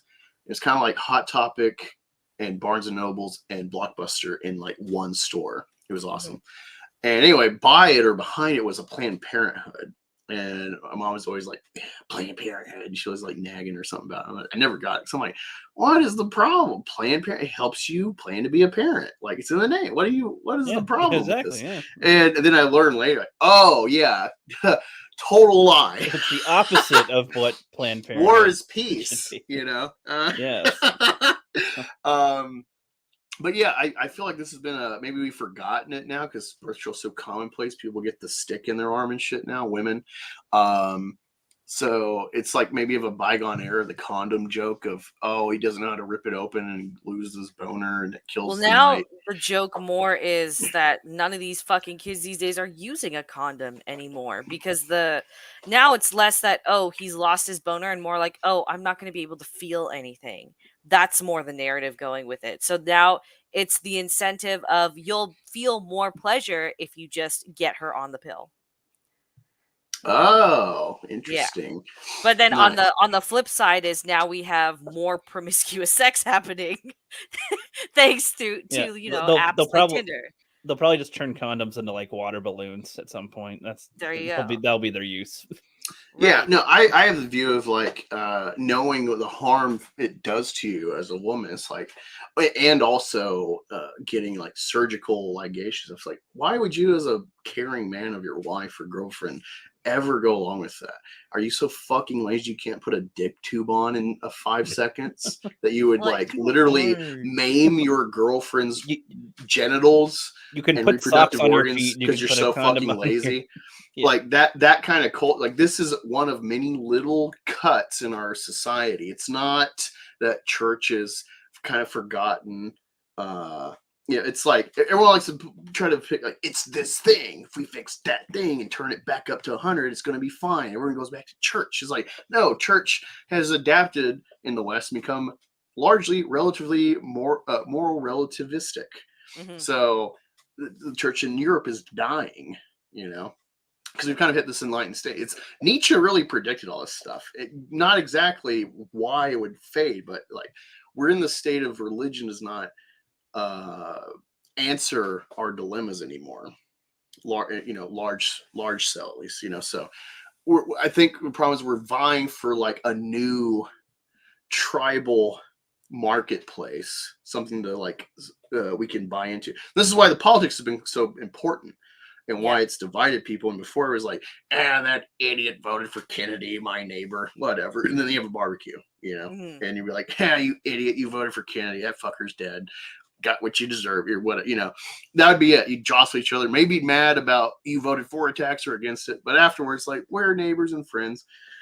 I would say maybe we are properly angry at each other for our perspectives politically because it's like, oh, your belief at the end of the day is for the government to put a gun in my face if I don't wear a mask or take a shot. So fuck you. Like, the politics do matter for personal relations, I think.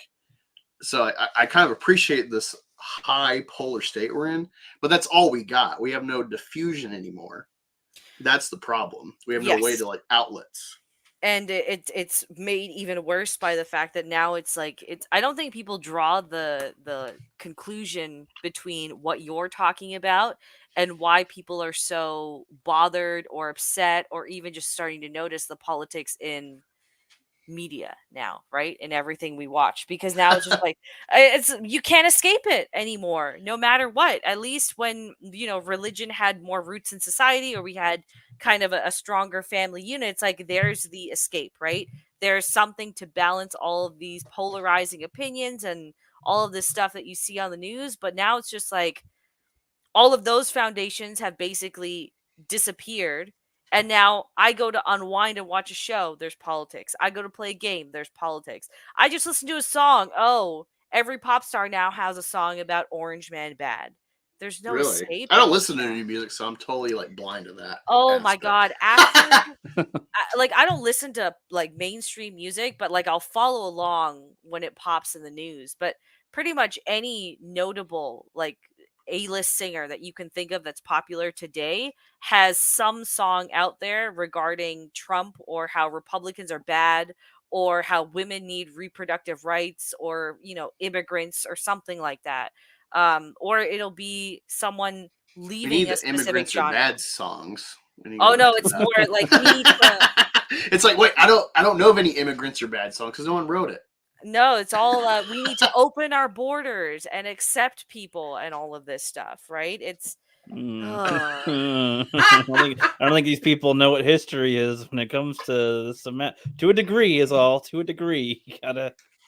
Dude, Gotta well, look it's at that funny stuff, because yeah. Ricky knows all this, but I'm deep in this game, Rome Total War. It's a game I played as a kid on the computer, and I'm like Sisyphus. I'm always pushing the boulder uphill, and then I got to do it the next day. It's such an exhaustive game. It's a fun game. It's a strategy game. I've Of heard of what? it, yeah. Yeah. The Total War series. This is the like second or third game they ever made. So this is an 04 game. Mhm. But it's very in depth with all the different cogs of the game. You got to manage each settlement's like tax rate, make sure they're happy. You got to keep Yep. upgrading with the population. Got to stay defensive against possible threats. Got to be proactive to grow your empire for revenue and whatnot. All these factors, and every faction is dealing with this, so everyone's going to war at some point. Sometimes it's just out of desperation because they've exhausted their borders ultimately. But a great one that I'm loving because I love the Greeks is the Seleucid Empire. Do you know of them at all in history? No. All right, so they are the biggest remnant of Alexander after he died. This general kind of rose up in the ranks, Seleucus, and more or less took almost everything besides like Egypt and maybe Macedon and Greece. That's kind of up in the air how far they were. I'm shaky on it. But they had roots to Macedon all the way through Persia over into India. All the lands Alexander stomped through. So in the game, you're spread across 5 or 6 settlements and surrounded by like 5 or 6 enemies or impending enemies. If you're not proactive and making them enemies, they will attack you at some point. And what's funny, you learn the history of this region, and they've had a few battles that were like major losses that helped lead to Rome taking them eventually when they got into Parthia, because they were so multi-national. They didn't really hard press a core culture in the Seleucid Empire. Part of you could say is probably goes back to Alexander and how he was trying to be integrating with the captured people. They never like instituted culture of like, we speak Greek, we think this overall. It's very loosey-goosey, like America. They would have wars where you would need translators for your own army, and of course you don't even know about them because they didn't have that big of impact on history compared to Rome taking them out pretty quick. And it's like, I look at this is 2,000 years ago, and look where they are in the history books. People forget about them, and it's because diversity is not your strength. Rome was multi-ethnic, but they were all Roman, or they killed you and took your land and then put Romans on that land. It's kind of like we're not really all American here, even though What we're is in American? America, but there is no unifying thing of America these days, really. I just have to be an immigrant woman, get pregnant, and poop a baby on the border, and now I'm an American thanks to slave laws. We still have these slave laws in effect that immigrants use to sneak into the country and buy their anchor babies, be citizens. So this is like an easy way to invade. All right. You don't institute a language. English is not the official language of America. It's common. It's common. It's not the official language. There's no official language. We already don't have an official religion or anything. We're nothing. We have a constitution, and the constitution, as great an ideal as it is, I love free speech and stuff, but it's like you see the problem of like this will kill ourselves eventually if we're not sieving through the people coming here, filtering through properly. We will undo ourselves because you can be born in America and you have the right to do everything you can in just rhetoric and politics to undermine and destroy America.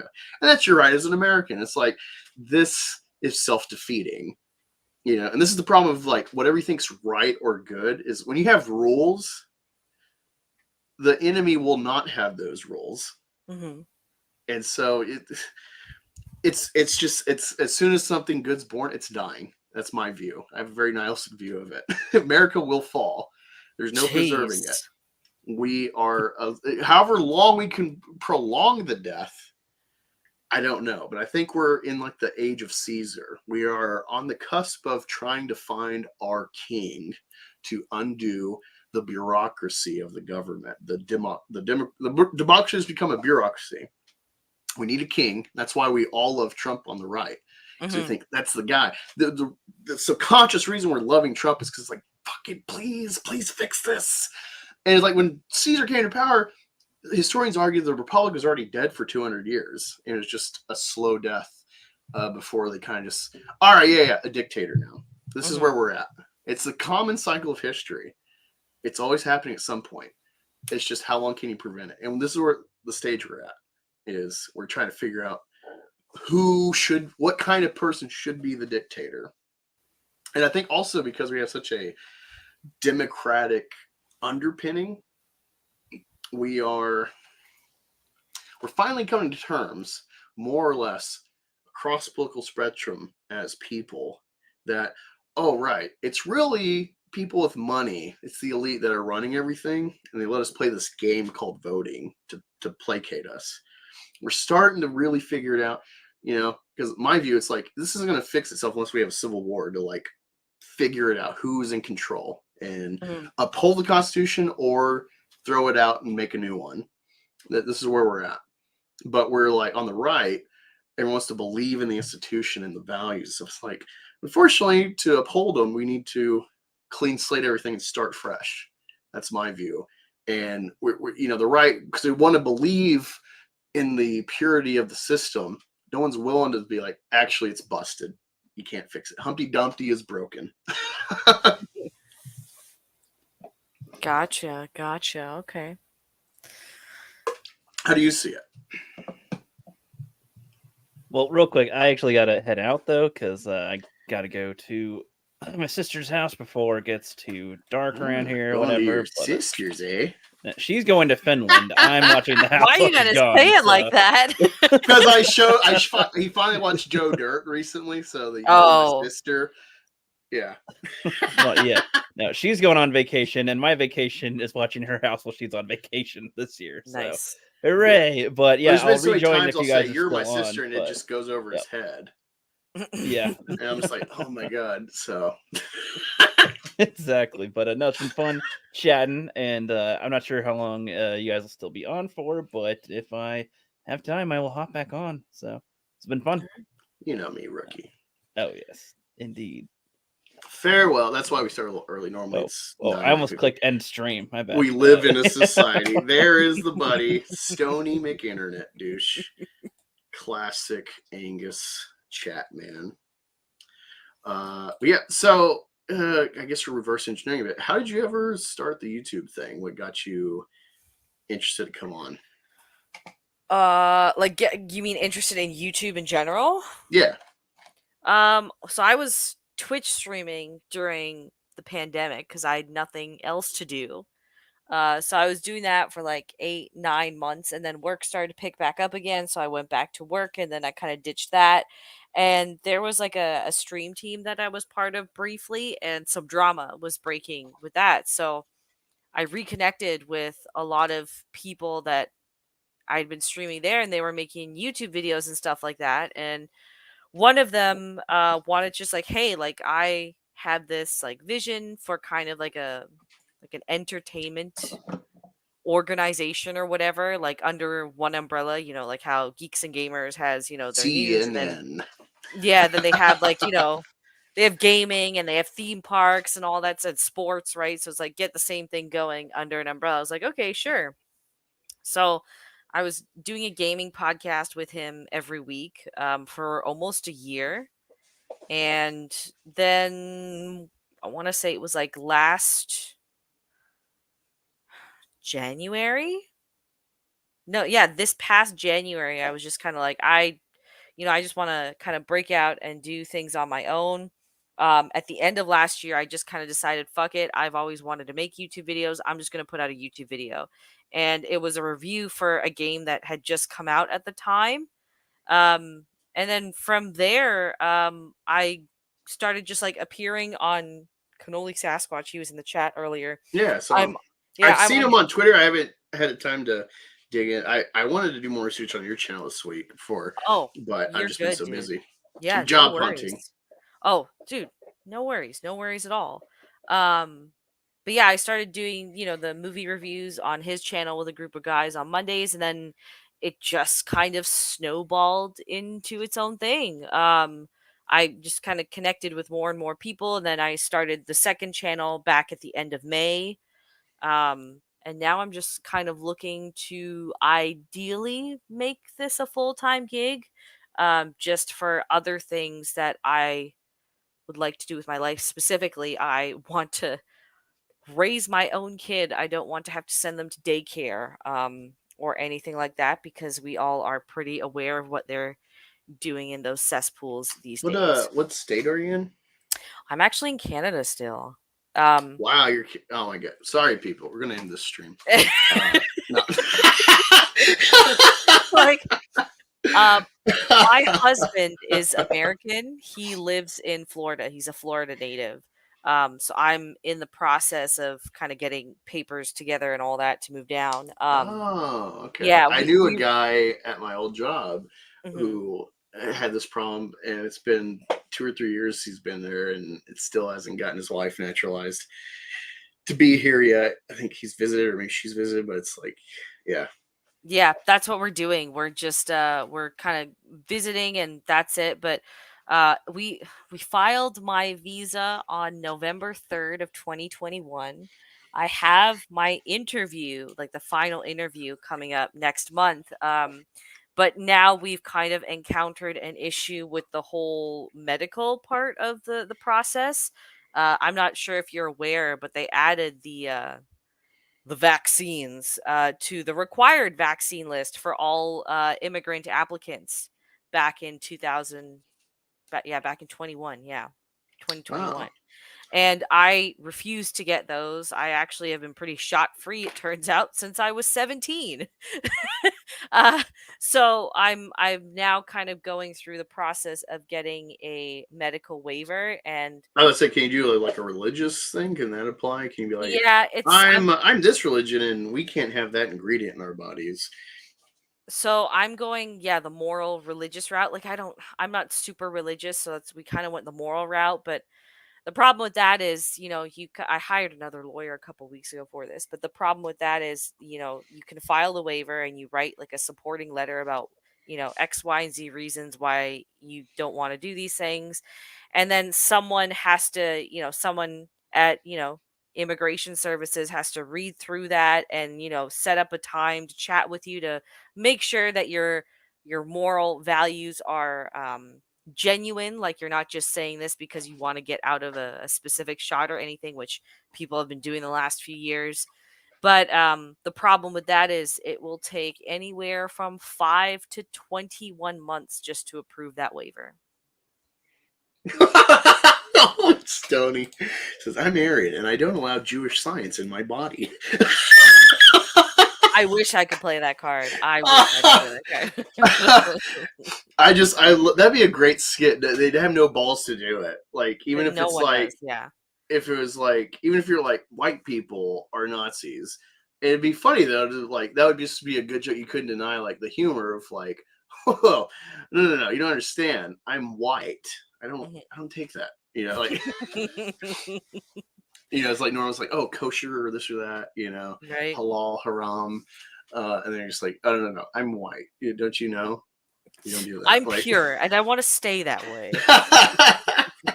Yeah, I don't know. It's like I just always grew up with racist humor. I love racist humor. Yeah, and dude. then oh my being god, in the army, it's like, yeah, if you're Asian, someone, at least in the infantry, someone's gonna be like, open your eyes, you know, like, wake up. And it's like, because he's a slant eye. Get it? Well, it's like the way I'm brown, right? But people always ask, like, oh, like they don't ask, like, what kind of brown are you? They ask, oh, like, where are you from, right? Because PC culture and whatnot. And I just tell them, I'm the 7-Eleven kind of brown, not the 9-11, and that gets it across pretty easily. That's hilarious. Well, it's funny because, yeah, it's like, even though I have this perspective, it's like I'm aware of social etiquette, and then it's just clouded today. Yeah. And so I got my fucking car towed and had to run across town and get it.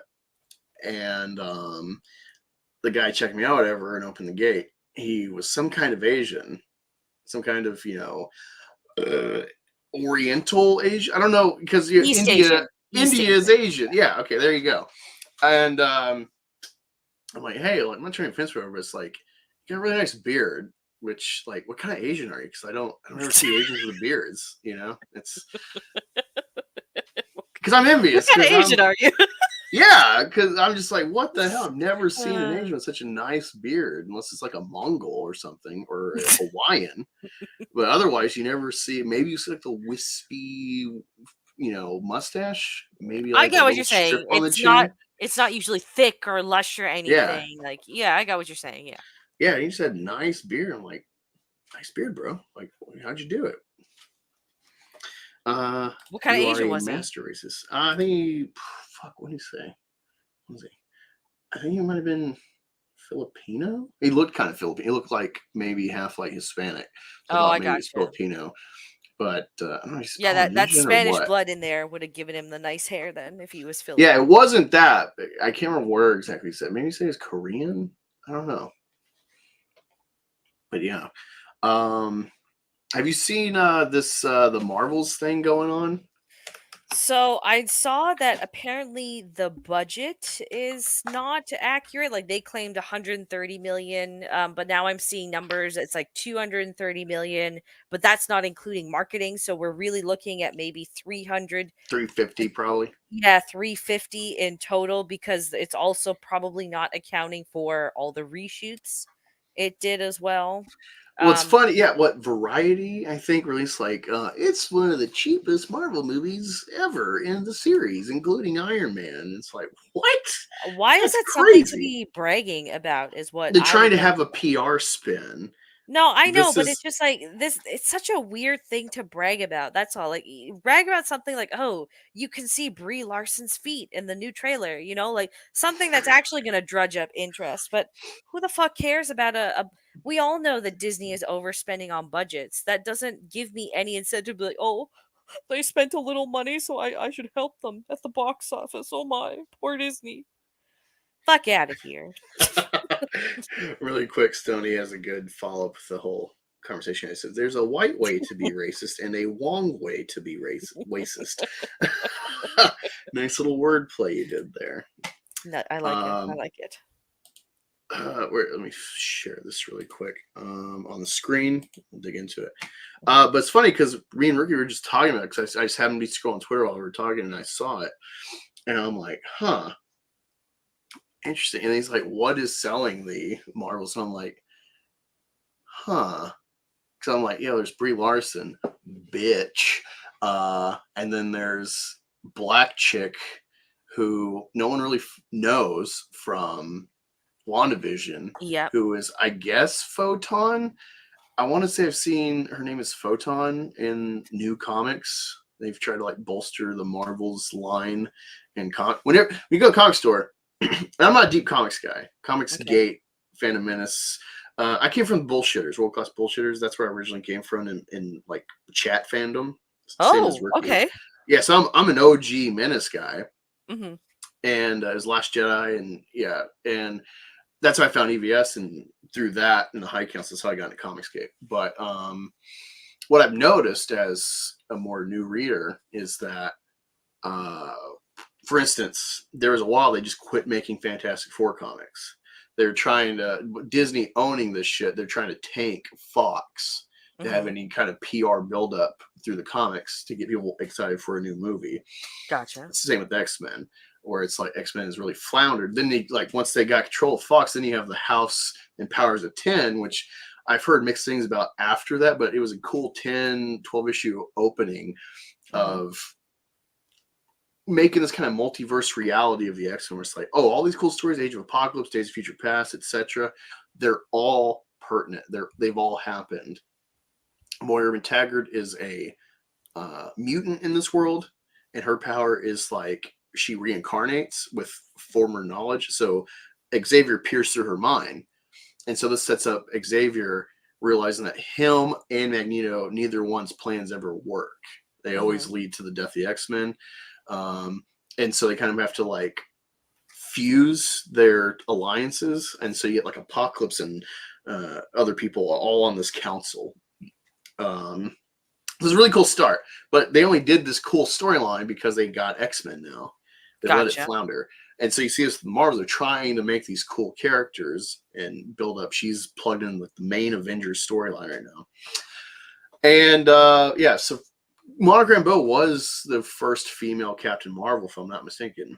But they've made her Photon now because Carol Danvers has to be Captain Marvel. Kamala Khan is the new Miss Marvel.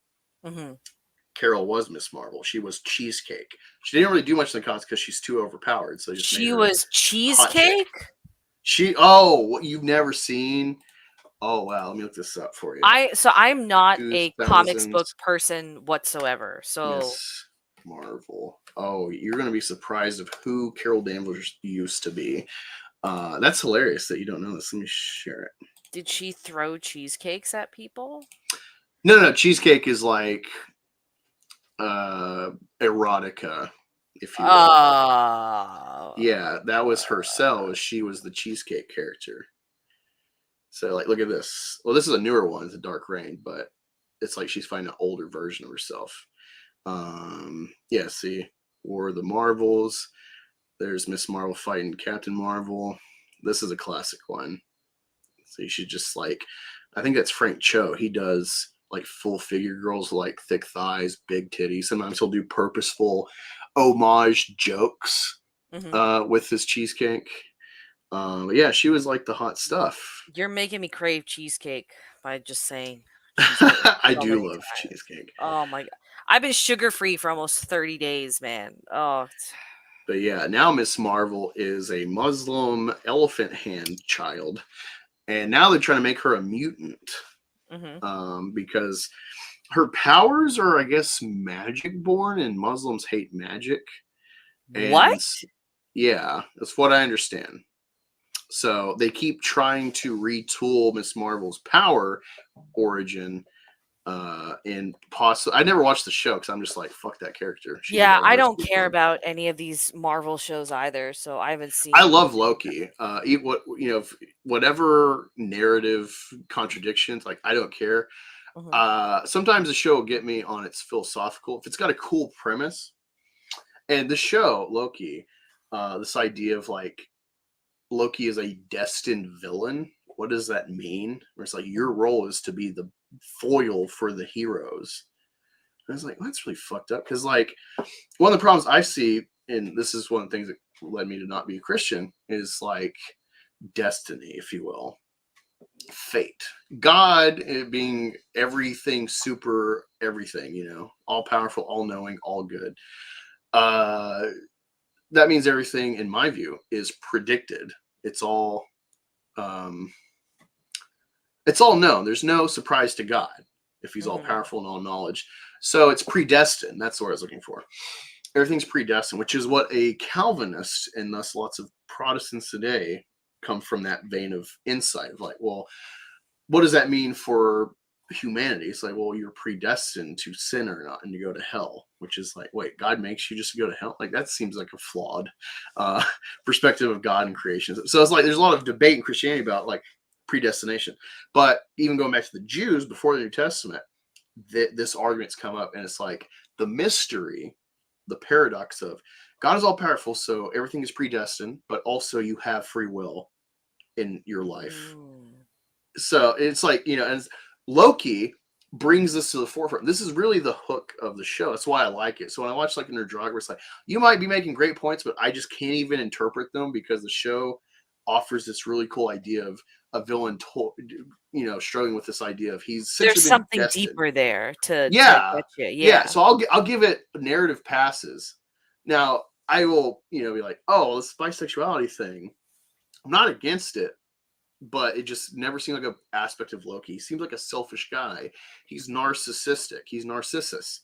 He's too self-aggrandizing to really care about girls. I don't care if the comics have it. Like, the way they've like fine-tuned him for the movies, he is an incel in the sense of he's so self-focused. Women would never come into anyone to love would never come into the picture. He couldn't even love his own parents. There's no female aspect at play there whatsoever. Yeah.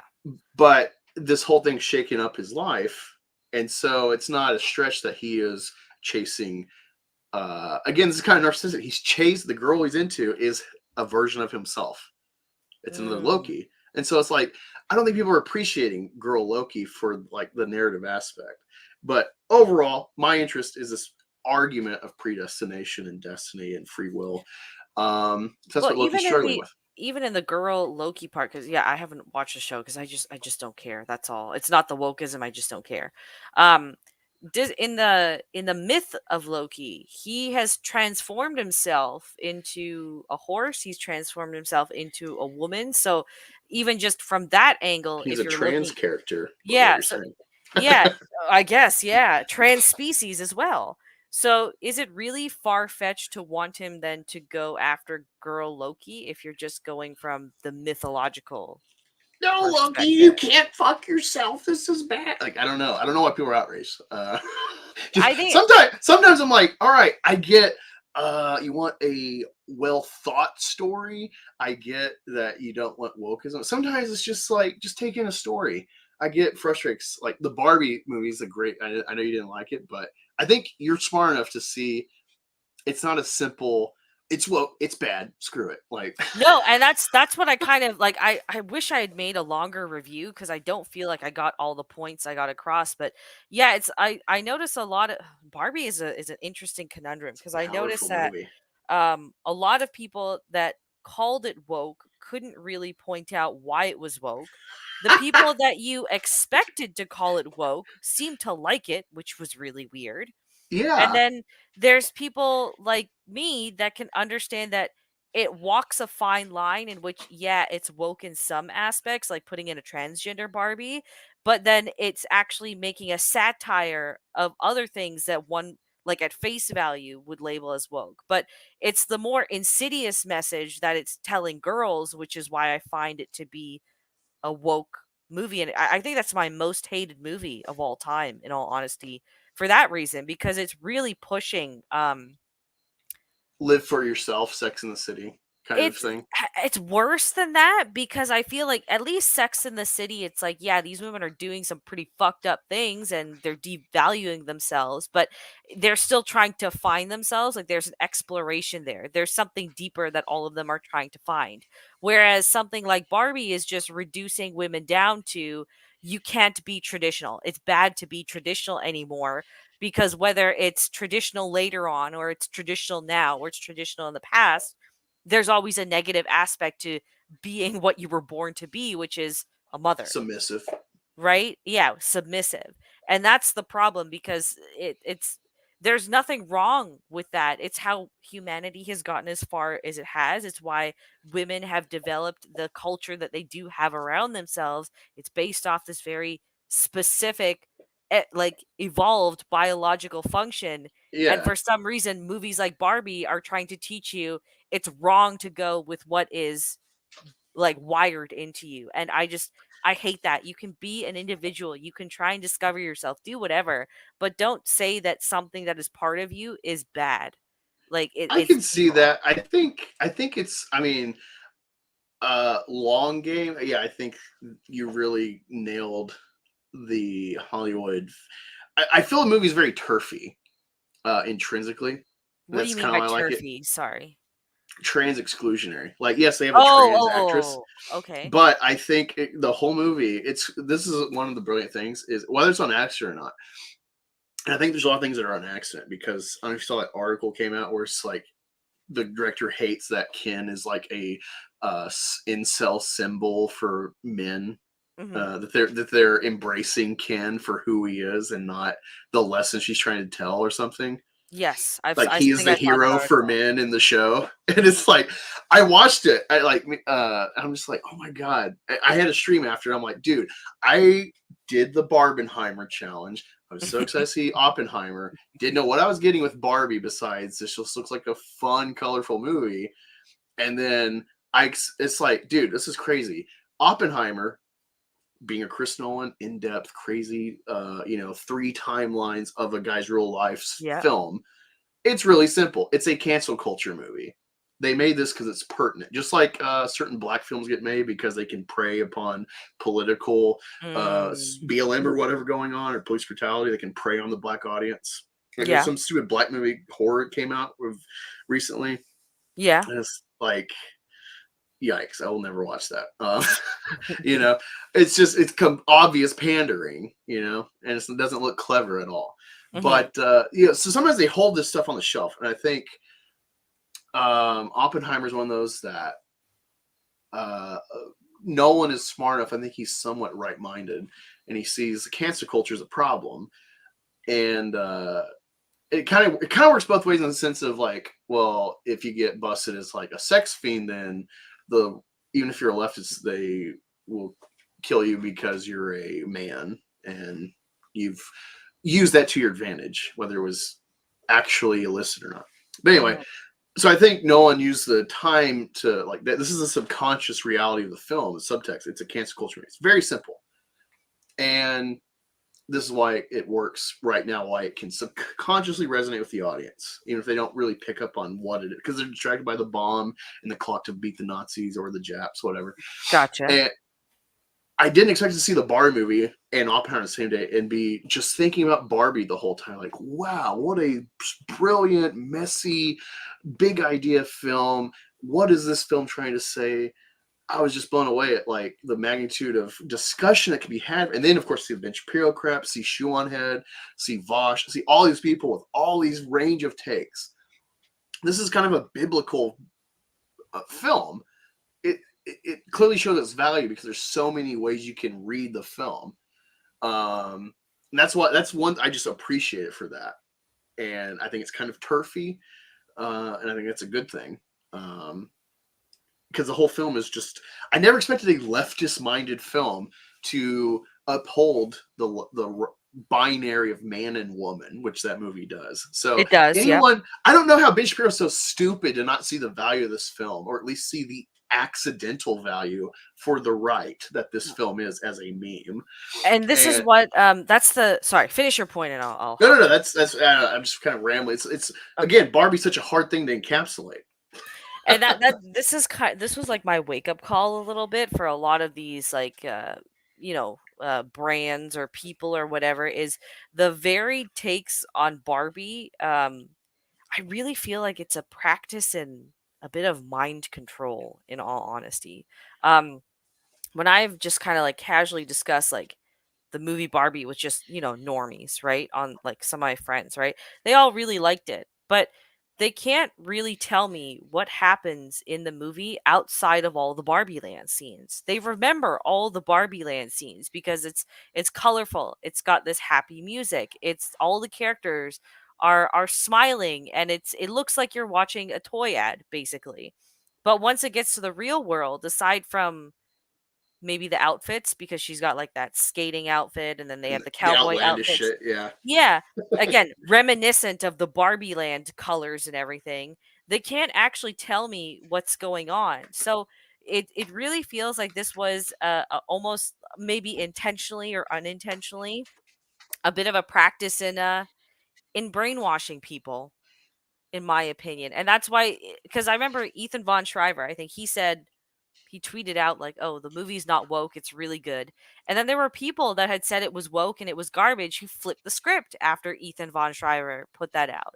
And I was like, "Oh, you guys really don't you didn't pay attention to the film really. You didn't know what to do with it, and that means it worked on you." Ryan Cannell, I remember the week that Barbie came out because he does that morning stream with Jeremy on Fridays. And I'm just watching this. Jeremy hadn't seen it, and I'm watching Ryan trying to tell him like, "Oh, what did you think of the film?" And it was that like that Microsoft reloading sound, basically, just like he didn't know what to say. Like, it wasn't that he was trying to find the words, it was, like, literally his brain was short circuiting because and then he said it wasn't woke, and I'm just like, "Oh, my dude, you make, like, 10 videos a day about woke garbage, and you're really telling me you don't see how this film is a nightmare? Like, Yeah, in I the aspects that matter, it's a yeah, nightmare." I think depending on, I think you nailed the overarching Hollywood and leftist view of womanhood is they only embrace it surface level, Mhm, and that's kind of what this film is like. Embrace your womanhood, like because she goes like, I didn't get the joke. I watched beyond the trailer, mhm. and of course she's got throughout the whole movie, but she made a like really good point that it went right over my head with the gynecologist joke at the end. It's like, oh, like by her saying that is like she's explicitly embracing femininity, embracing her womanhood. She's getting checked up. Like this is a rite of passage. This is like a puberty thing. I'm not a girl, so I've never had to go get a pap smear. And it's Hold like up. usually you do that when you're like 16, 15, Hold 16. up. Hold up. That was her take, and it like that opened for that joke or that end piece that opened my brain. I'm like, oh, because I thought it was just a joke of like, let's be a little crass and say pussy doctor. And I'm like, what the hell is this? Because you're kind of selling this to kids to some degree. This just seems so like I'll have to explain this to a kid. This just feels Okay. crass. And then I'm like, A oh, okay. But pap ultimately, a pap smear is not a rite of passage. It's not a puberty thing, man. So let's start. well, Let I me know clarify no, that. I've helped prep a doctor in an office when I used to be in the army as a medic. I've helped prep for him to like do this, whatever, get the utensils and everything. I Yeah, know yeah. you can do it throughout your life, but Yes. usually you get your first one after puberty at some point when like it's commonplace in America now to get it like 15 or 16. Your Wait, first pap smear. what? You've ever heard this? Hold on, hold on. When do you get your first pap smear? Oh, why? Oh, Bing totally short circuited when I asked it that. Hold on. When are you supposed to get your first pap smear? There we go. Okay. Age 21. Yeah, there we go. That's what I thought. Really? Yeah. I feel. Oh, okay. I think that's what. Okay, so you know what a pap smear is, right? Yeah. Pelvic exam. You're checking everything. Doing a. No, all they do is a pap test is where they just swab the cervix and check for cervical cancer. That's all. Because there's no blood test or like outside testing they can do. The only way you can look for it is to swab in, right? So you don't it's not like a rite of passage. It's usually around because by between 21 to 25 is when the uterus is fully formed and fully matured in women. So that's why they recommend it then. It doesn't matter if you're sexually active. So, I mean, the joke at the end of Barbie, yeah, it makes sense because she is of age to be getting that. But I think it's a little bit more insidious than that, personally, because I don't know about, I didn't think Barbie had an arc at all. Ken had a beautiful arc, he had a beautiful story throughout the entire movie. But Barbie didn't have anything. And then we end the film with her going to a gynecologist, which, again, did they say that she, I don't remember. Did they say she's getting a pap smear? That was my assumption. I feel like I've helped a doctor prep for like what would be, adolescence. It's the same tools that you use, no The matter what you're doing. speculum, Yeah, yeah, to the be speculum, fair. all that. But maybe Yeah. it was a different procedure. I'm not sure. Let me look this up. What procedures are speculums used?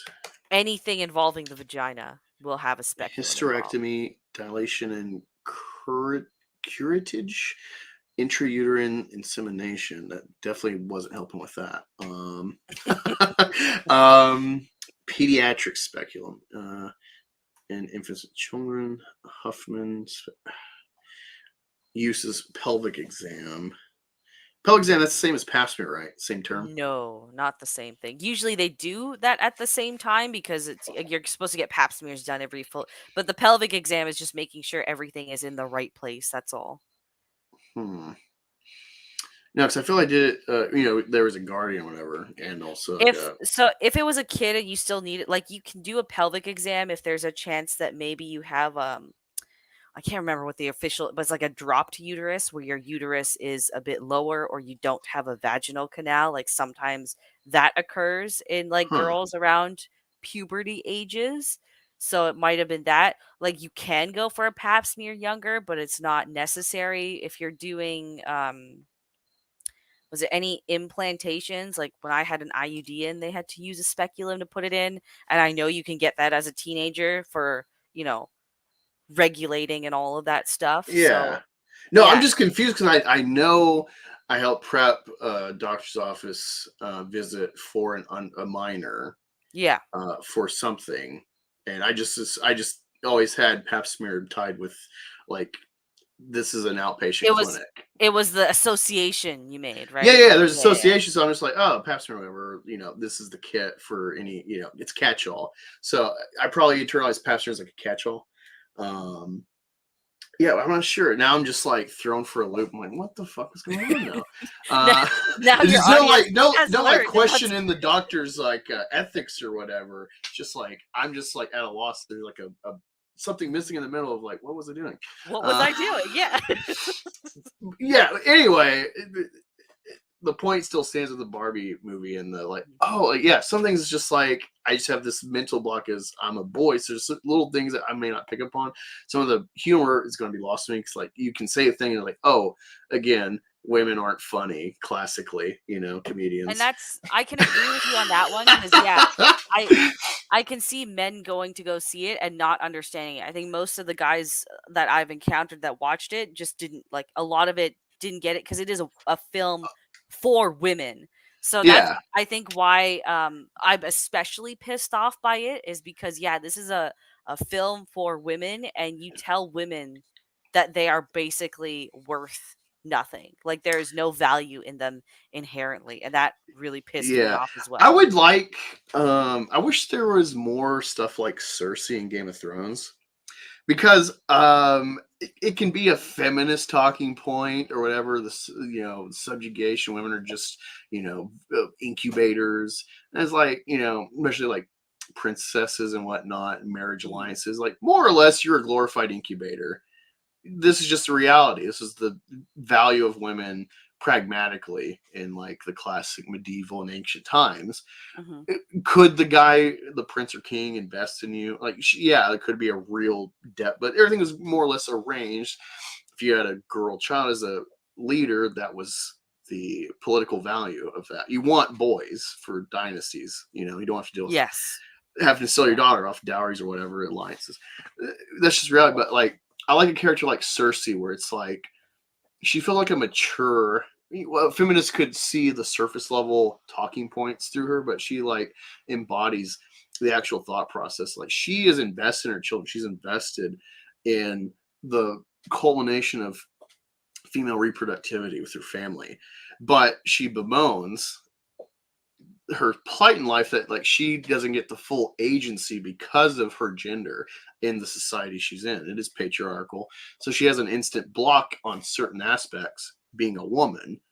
Even as a regent for her son, it only goes so far because I'm like, well, yeah, until your son properly gets of age, then whatever, who cares what you say, And I like that. That's like her drive. It's like, I don't have full agency because of my gender. And it's a setting that makes sense. It's not. It doesn't make sense today. You know, that's the problem. Like when they're like, it just makes sense that all the Barbies would be Supreme Court justices in this Barbie world. But then it becomes a extension of commentary on the real world, where it's like, well, in the real world, it's all men. It's like there's 3 women on the Supreme Court, if I'm not mistaken, 1 Republican, 2 Democrat. He just famously had Ruth Bader Ginsburg, who's been a trailblazer, regardless if you like what she's done or not. She's been a trailblazer because of gender. The glass ceiling's broken now is the problem. So when you see these like talking points, like it's not relevant. If you pick it apart, the wage gap, that's fake, because it's like, well, yeah, women don't make as much because they don't invest in their companies like men do.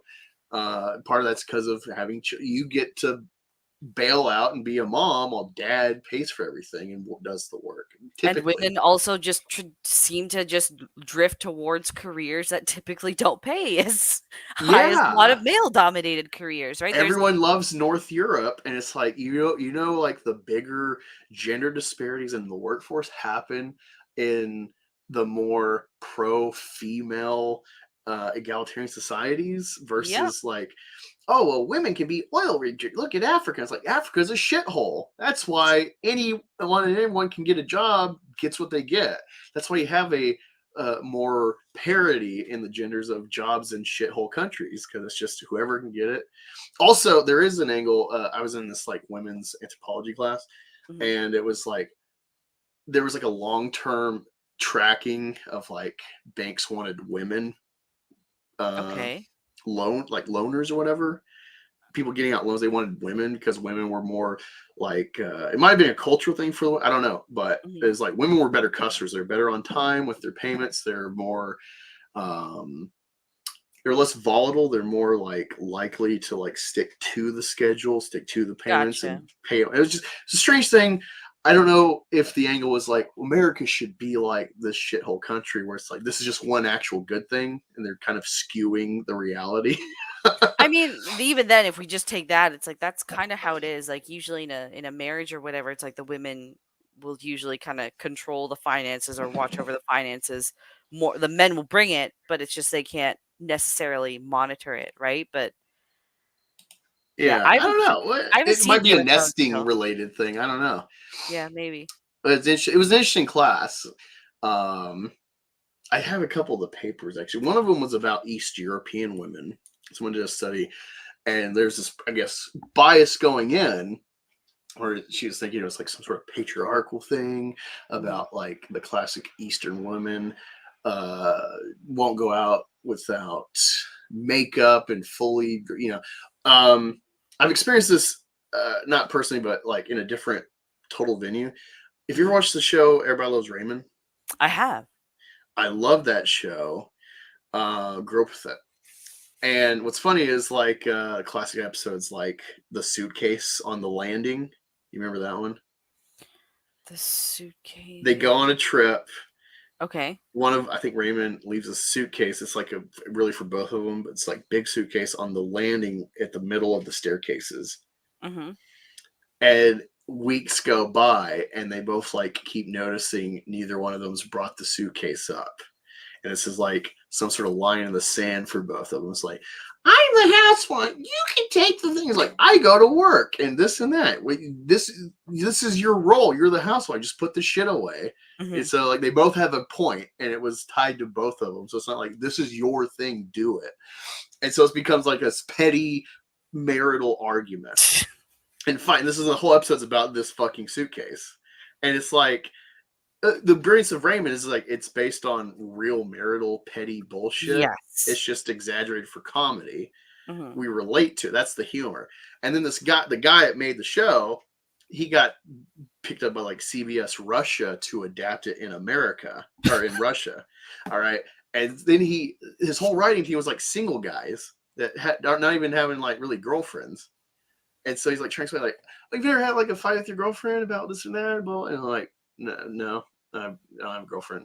And it's like, it's just like a middle block. And then it was also cultural, where it's like, this is the brace of the show where it's like watching this documentary about him adapting. I see a window into the Eastern perspective of like East Europe, Mhm. where they look at shit different. They're bombastic. Like they love fucking NSYNC and Britney Spears still and shit. They love crazy, bombastic, bright shit, loud shit. But also the women, like you don't take the trash out with having your hair done, your makeup.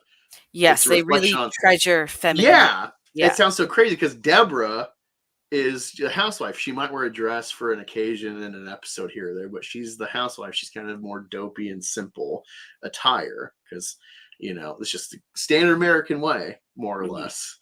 And it's hilarious to. So this is little things where like this show is kind of encapsulating something in this women's class I was in, the anthropology class. And it's interesting because it's like her perspective of like going in, being a Westerner, and thinking it's like a patriarchal subjugation versus like, no, this is like female instituted. Or like in Africa, all the feminists and hook, line, sinker, everyone's against female genital mutilation. Yes. And having taken this class, it's like, I don't really give a fuck. Also, no one cares about men, boys, against their will being circumcised because the Bible, ultimately, you could argue if it's a brackets controlled thing.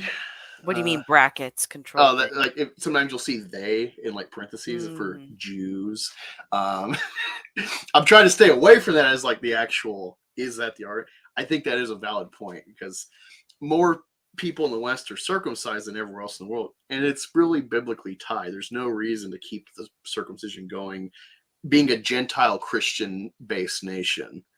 You know, it's a very Jewish thing, but it's permeated society. And it's really tied to the Bible. So there's all this rhetoric trying to push in the medicine to like keep circumcision going. And it's not medically necessary. It's like there's this weird, you know, agenda behind circumcision.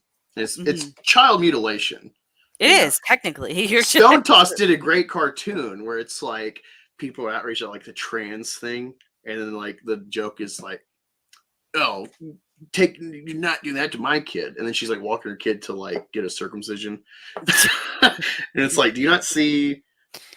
It's in the same realm. Yeah. Yeah, it's like one is war. Even if you're like, oh, I don't believe in that, that's gross. It's not the same, but it is in the same category.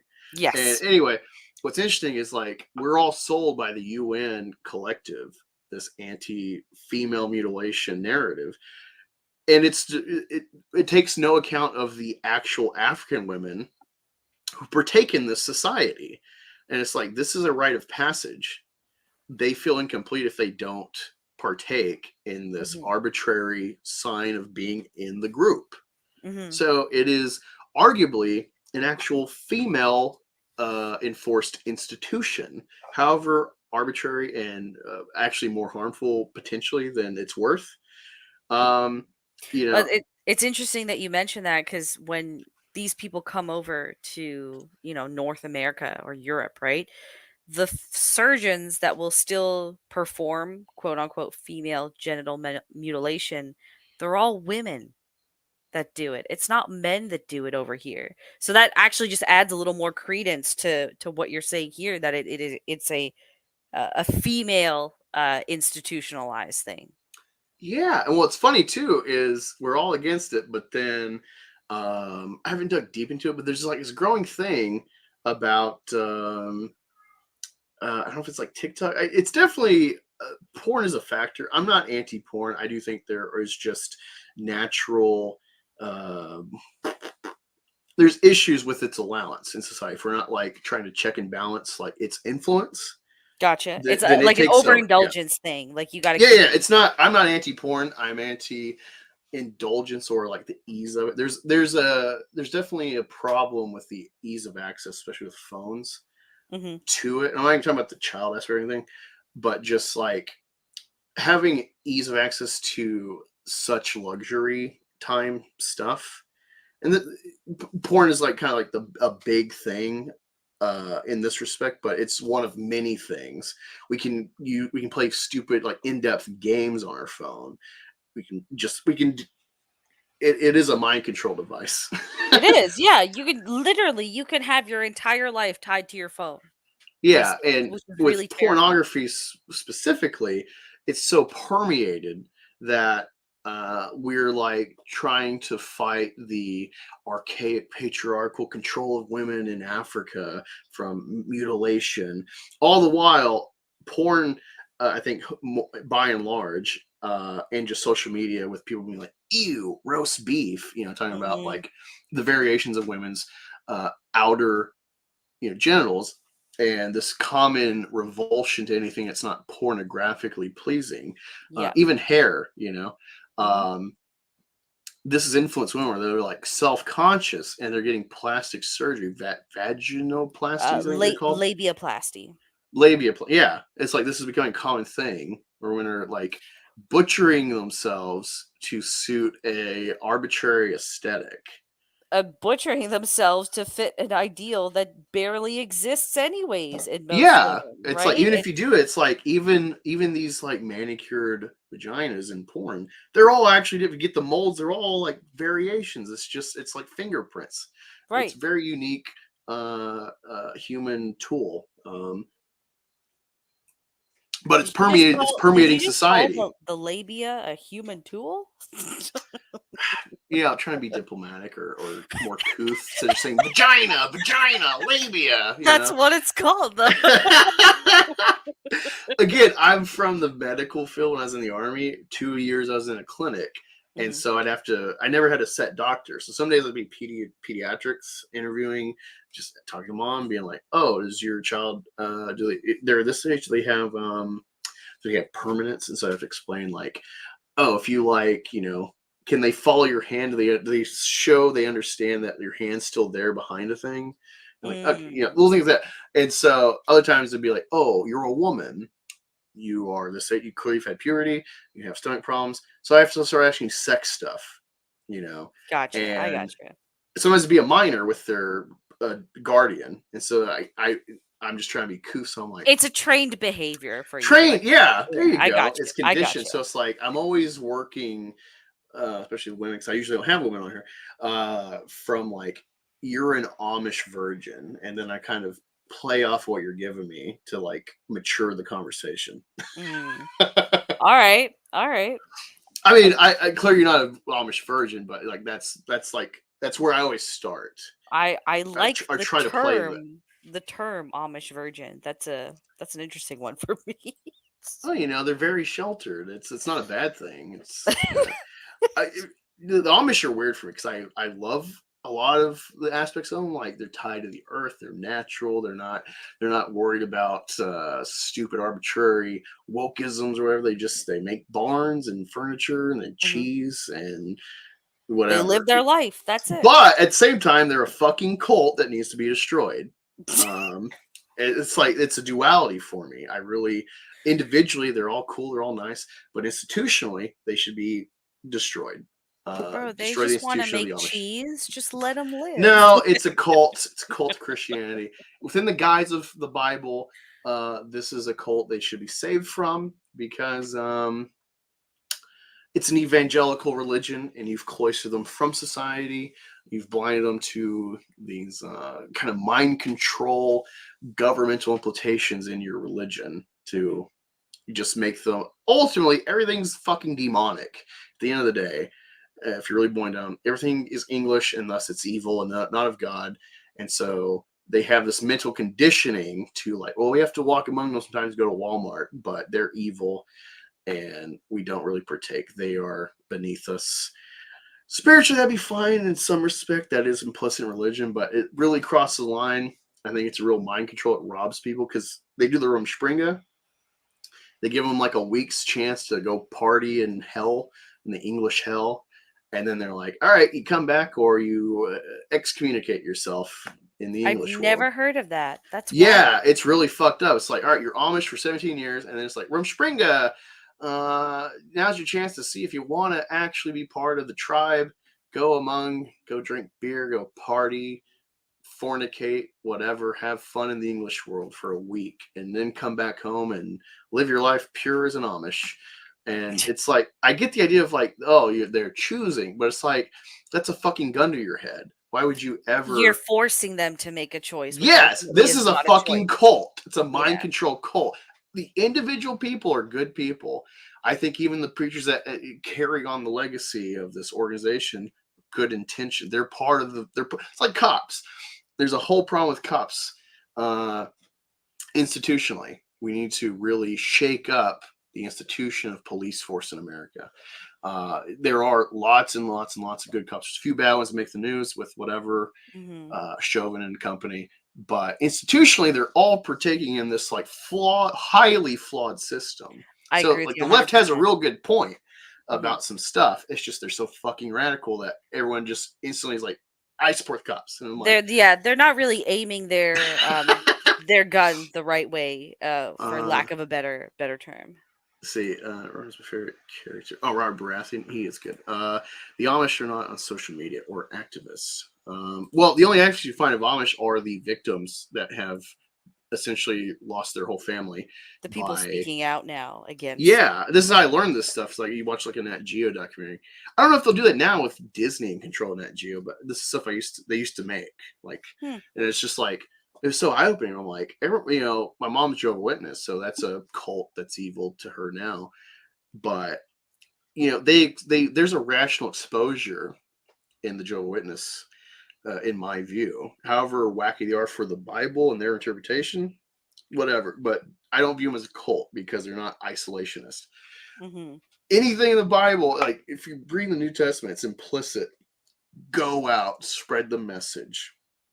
Whether you're a direct preacher or priest, whatever, or if you're just a layperson, your life among the populace is evangelizing. And they isolate. Their only interaction is business related, of just pragmatics. Like, well, we live in land. The English are in control with their governments. We get exclusions, but we still have to go shop for whatever here and there. We might sell to them to sustain ourselves, but otherwise, isolation. And it's like they're a cult. They need to be gotten rid of. I hate it. It's like, it's not that they're like a huge problem. They're not fucking terrorists or anything, but like it just feels like completely against like the intrinsic fibers of being American. I see just being human. I think it's just a really bad system. It's problematic, like inherently, regardless. Yeah, but no one cares because the Amish and their fudge, they're so nice. They're weird and they make their own clothes. Whatever, who cares? And it's like, oh man, if you only knew. I think more people knew about the Rumspringa shit and stuff and the gun to your head to stay in the cult. More people would be fucking outraged. It feels like that's worse than the prison system to me. It really grinds my gears. It might just be an American thing. I don't know, but that's like if I really made an organization for a cause, it'd probably be to free the Amish from themselves. You don't know what you're getting into. Free yourself. Yeah. But speaking of the Amish, the Marvels. Yeah, we went on a really long. Yeah, this is like a phone call with me and Rookie. You never know where it's gonna go. I've been deep diving into like primatology stuff lately, so that's been like a tangent for us. So Forbes. This is from IGN. Marvel's budget has reportedly been revealed, and it's more than what originally circulated. They're really softball variety with that line. The actual budget contradicting some early reports that had it at the low end for an MCU movie. Forbes reports today that per financial documents from Disney, the company spent $274 million on the Marvels, also banking a hefty $55 million subsidy, bringing its total Disney spend to $219 million. Okay. As the report notes, it'll have to make approximately $439 million at the box office break even. Which doesn't make sense because generally you need to make 3 times your budget. Marvel movies don't usually have a tough time hitting that $500 million mark, with some exceptions. Guardians got up to $845, although Ant-Man and the Wasp struggled against mixed reviews to only get $476. But before that, Black Panther, Wakanda Forever, Thor, and Doctor Strange all grossed over $700 million. Doctor Strange getting close to the coveted $1 billion. The Marvel's budget was an issue of some debate earlier this week When Variety Fair profiled of director Nia DaCosta, the budget was apparently around 130, sounding pretty low for an MCU movie. However, the number has since apparently been deleted from the profile. It is possible that 130 was just the production budget, with the 270 also including promotion and marketing, which also ends up taking a hefty chunk out of studio budgets. But to be clear, even if the budget did come in under normal standards, that's not necessarily a bad thing, especially in an uncertain market. The Flash, for example, ended up losing money for Warner Brothers with a reported budget of $300 million. And yeah, it's coming out in 2 months time. I thought it was funny because I was expecting, because they did have the poster in the theaters for a while, months ago. It's like, and I was talking to someone like, oh crap, I need to go see the Marvels, given YouTube talk, and then it's like, oh, what the? It got pushed to November. When did that happen? That happened, I want to say sometime in the spring, because it was supposed to come out June, I believe, or June end or of July, May. yeah. Yeah, and then sometime in the spring, it got pushed back to November because of all the competition. It wasn't going to be able to. Well, they didn't want to put it back to back with Indy 5, right? Because Why not, Disney? Come on. and then The Little Mermaid was out, so they wanted space. And then right after Indiana Jones, it was Barbie and Oppenheimer. And then August is the dead period usually for the cinema. So summer wise, it wasn't going to perform well. So that's why they pushed it back to November, specifically the week after Dune 2 was supposed to come out. But I think even then, they would have had far better chances before Dune, if anything. I would release it against Dune, honestly. If not just like a confidence thing, whatever, but like,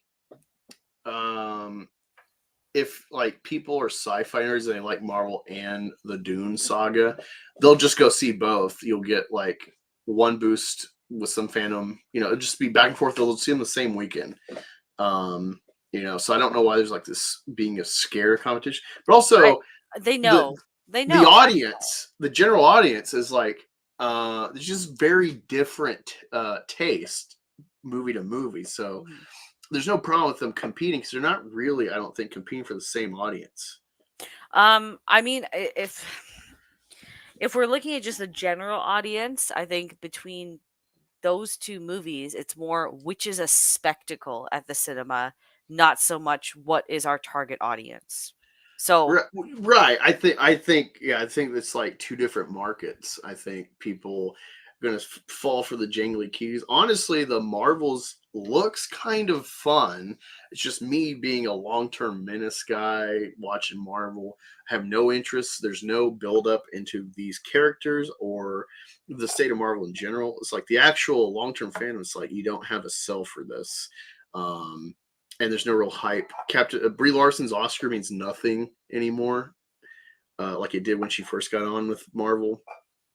And then the other two chicks, like, who are they? Miss Marvel has, I guess, an audience, but it's a TV show, and she's like third wheel on a Captain Marvel sequel. It's a clusterfuck. I think they padded this movie with those other two for diversity's sake, and they'll be like, well, this is why it failed, because diverse people are racist. I don't know. It's such a jumbled mess. I don't know why they would think. Honestly, I'm going to feel bad for this movie. I think I'm going to watch it when it comes out on Disney Plus or whatever and be like, oh, well, that was fine. It's kind of a fun, more stupid, carefree movie. 3 female leads and Nick Fury, old man. Like, that's just not like a good sell for like a Marvel movie. But, all the bad will Captain Marvel and Disney collectively have gotten, I think, is not going to give her a fair shake for whatever value this film has. Does that make sense? Yeah, I mean, I'm just kind of more like it's not going to be fun either way, because for some reason Marvel and Disney have fallen into this pattern of you need to watch this to understand this. And that's, if anything is making that case right now, it's Ahsoka, unfortunately. Oh, I totally forgot. We got to talk about Ahsoka. Yeah. No, we're not going to talk about Ahsoka because I ditched Ahsoka. But it's so there's no chance that, and I think the general audience has caught on to that, because even if you look at, because it listed some of the other big box office takers, right? Like Guardians of the Galaxy 3, you still needed to watch at least the Infinity War and Endgame, as well as the previous Guardians films, to understand why Star-Lord was in the funk he was in. Then for Thor, you needed to have watched, yeah, you same thing. You would have to watch all the Thor films plus all the Avengers films to understand the context of Jane and that relationship. And then if we're looking at Ant-Man, Ant-Man was just a fucking terrible movie. I'm not even gonna touch that one. So it's like then you see a steady decline though. Like even from like Doctor Strange too, there was all the you needed to be like up to date with where you were in the Marvel story to understand that. Otherwise, that movie would have been a complete mess to you, from what I've heard. I still haven't seen it. I kind of I don't care. Well, it's funny you mention this because I do think it's no matter how good, at some point it's just like you're only gonna you can make these if you're willing to like make them cheaper and tell smaller stories. If you're willing to do like Joker level stuff production wise, Mhm. you can keep this stuff pumping, and if you maintain the quality, the core fan base is just going to keep rewarding you. Regardless of how long and far fetched the ballooning story gets. But was because like what were you saying, like, well, you'd have to have all this baggage and have seen this to get to that movie if you want to adequately understand the plot. And it's like what I'm hearing is like, oh man, I'd have to watch these pop culture relevant films that have been well received and well beloved, more or less, outside of just their popcorn aspect. Where it's like, oh, I'd have to watch Infinity War. Oh man, what a chore. It's like, no, Infinity War is amazing. It's just funny because it's like, oh, I'd have to do this homework of good movies to get here. But with Captain Marvel, it's like I'd have to do this homework of Captain Marvel and the Marvels and WandaVision. It's like all this bad stuff no one talks about. No one's like, man, I can't wait. I'm rewatching it for the third time or something. Game of Thrones season 8, it's such a letdown, and I've rewatched the show like 4 times. It's still such a good, dense show that even the train wreck at the end it's worth it. But no, I think that's the problem. Is you're showing the duality of like it's intimidating at some point to get into if you're new. But it's like, oh man, I'm gonna have to watch all these fun, cool movies that are good and rewarding to various degrees. Versus Captain Marvel's like she doesn't have this inbuilt. Oh man, you got it, dude. Captain Marvel was so cool in this. Like no one says that. Right, exactly. I defend her in Endgame. I think she's pretty good, especially with that little sexual chemistry possibility with her, and at least one side with Spider-Man. Where she's like, "Hey there, Peter Parker." And it's like, oh man, I can see Peter Parker getting some mommy issues with her. That I didn't get that as sexual at all. I saw that as condescending. No, I totally see it as like because here's the thing with Black Panther and Captain Marvel, they were both respectively made after their scenes for the Avengers films. So the Russos played with them before the actual directors of their movies did. And you see that they're used well to whatever extent. Captain Marvel, they sideline her, and even when she comes in, she gets knocked out because she's just too powerful the way they built her up in the movie. So like they managed her well. They managed Scarlet Witch well. They kept her out for most of it, and then because she's actually really powerful, so you bombard her and make her at risk, so then she has to be out of the element with Thanos. But yeah, I see that scene as like just like because I saw something about like Peter Parker is supposed to have a crush on her, and I totally get it. The delivery felt like she has just like a little personality, and then he just like, ooh, I like that lady. She's more mature. She's been through the ringer a bit. At all. I see it as like it's just a nice little pleasant thing that Peter as a dumb kid could like latch onto, having the hots for her. And you could play with that thread, but they won't because they gotta get, as I showed you, Carol Danvers used to be the cheesecake bombshell big titty girl that never really did anything in the comics because she's too powerful a character. And so she's just sex appeal for young men, and they've adapted to be this feminist icon, and so they can't really sexualize her at all because that would devalue her in their view. And so it's just a dull character because you've put her in a corner. what is the, it's like she's too much of a bitch for women, I think, overall, and then she's not appealing at all in any way for men. You got to have a something like Xena. She can be a little overpowerful, but like she's got sex appeal. Even if she's a lesbian, it's like guys like lesbians. It's hot. There's nothing. She's like Athena without the appeal of a warrior because there's no struggle. I gotcha. Yeah, but yeah, when I watch Endgame, I'm just like, huh, man, if only the Russos could have made a Captain Marvel movie, because she seems pleasant. She's former military. She's a pilot, so she's had to have been. Who did the Captain Marvel movie, actually? Some no-name duo director team. Hold on, let's see. Oh, Nia DaCosta. No, yeah, Nia DaCosta. No, hold on. That's not right. She's doing the this new one, right? Yeah. Anna Bodden and Ryan Fleck. I've never heard of these. Who? Yeah, you see my point? Like they look like the people that would write Captain Marvel or direct Captain Marvel, so that makes sense. Yeah, let me see. Oh no, they wrote it as well. Never mind. Let me see. They're also known for the collaborations on Half Nelson. I think it's a Ryan Gosling film from I think so, yeah. And then It's Kind of a Funny Story. I never heard of that one. And then Mississippi Grind. Actually, I think I want to see Mississippi Grind. It's got Ryan Reynolds and Ben Mendelsohn. Mm-hmm. But Jesus Christ, God, they just look like they got the picture on Wikipedia. They got like wine glasses somewhere. Yeah, they look like mushrooms. They look like they'd be the type to lecture you or be like disdain if you have like just a normal human take about something politically. Mm-hmm. They just look smug, without any old money or anything behind them.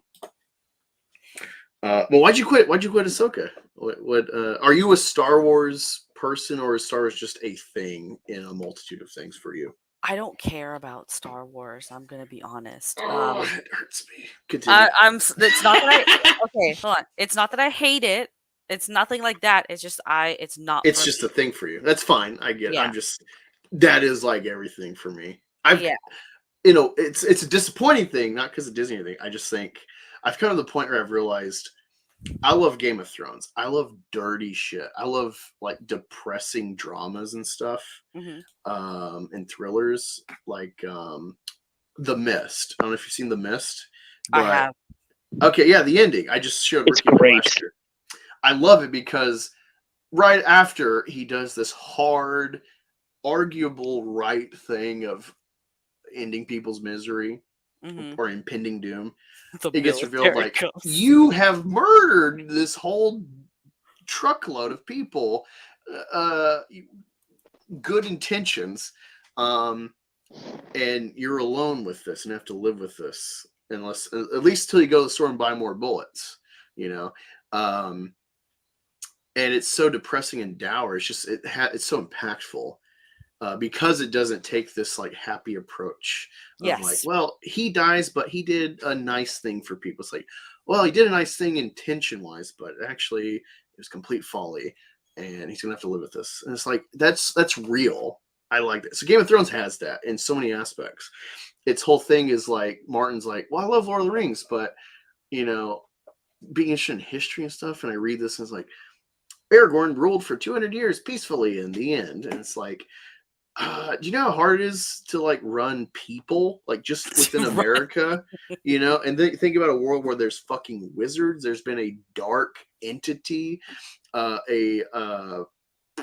apprentice to a former dark entity. You talk about the Maiar and Valinor and shit from like the heavens. Some of them are corrupt. The elves exist. Orcs, goblins, dark elves that are warped into Uruk-hai by magic. There's a whole nother land that you've had mercenaries and elephants from. Dwarves, hobbits are a new thing to most people, and you got to be the king of all this. And you're only a king of so many men. There's also the Rohirrim and whatnot. King of the hobbits. Yeah, so it's like when you break it down, and it's like simply, oh, he just lived because it's very black and white Christian. infused pagan story. So Tolkien writes this very black and white, but just pragmatically with history, in the great like world wars and stuff, dictating people, it's a messy job. Someone's getting fun, and that's really the core of Game of Thrones is all these different kind of ruling techniques, and none of them actually are free of problems. Everyone's got their problems in some respect. However kind they are or cruel, they all have their effects and disadvantages. So Star Wars being such a cosmic good and evil fight, it's nourishing to some degree, but then it's like disappointing because Lucas made something where he offers this idea of balance, but then he writes it in this Christian black and white perspective of good and evil, where it's like you fetishized the Eastern philosophy of duality. Light and dark coexist. Mhm. And yet he tries it's like, oh, the rebels win and Luke Skywalker wins, the good win. And it's like, well, what about people like Darth Tyrannus and Qui-Gon? These are gray characters. They're so close to each other versus the extremes of like Vader and Luke. He offers little tidbits, but like that's not actually the sell of the story. The sell is always the good and the bad, and it's never just light and dark. He confuses them for the Western audience. I don't know if that's like a corporate thing. They're too scared to tell a gray story, or if that's Lucas's blind spot being a Western Christianized person that he is indoctrinated, like most of us here in the West, with ultimately it's all kind of Christian good and bad and black and white. That's the disappointment of Star Wars for me, is that it never fully embraces what it offers of balance and how messy that could be. But it's been so influential in other ways for me, and so it's like it's a thing that I'm frustrated with even before Disney got it. Wait, who's my internet? No, you're good. You're good. Oh, okay. You're simmering on that. It's a lot to take in. Yeah. Yeah, I just got here, so I'm not sure what the point was for.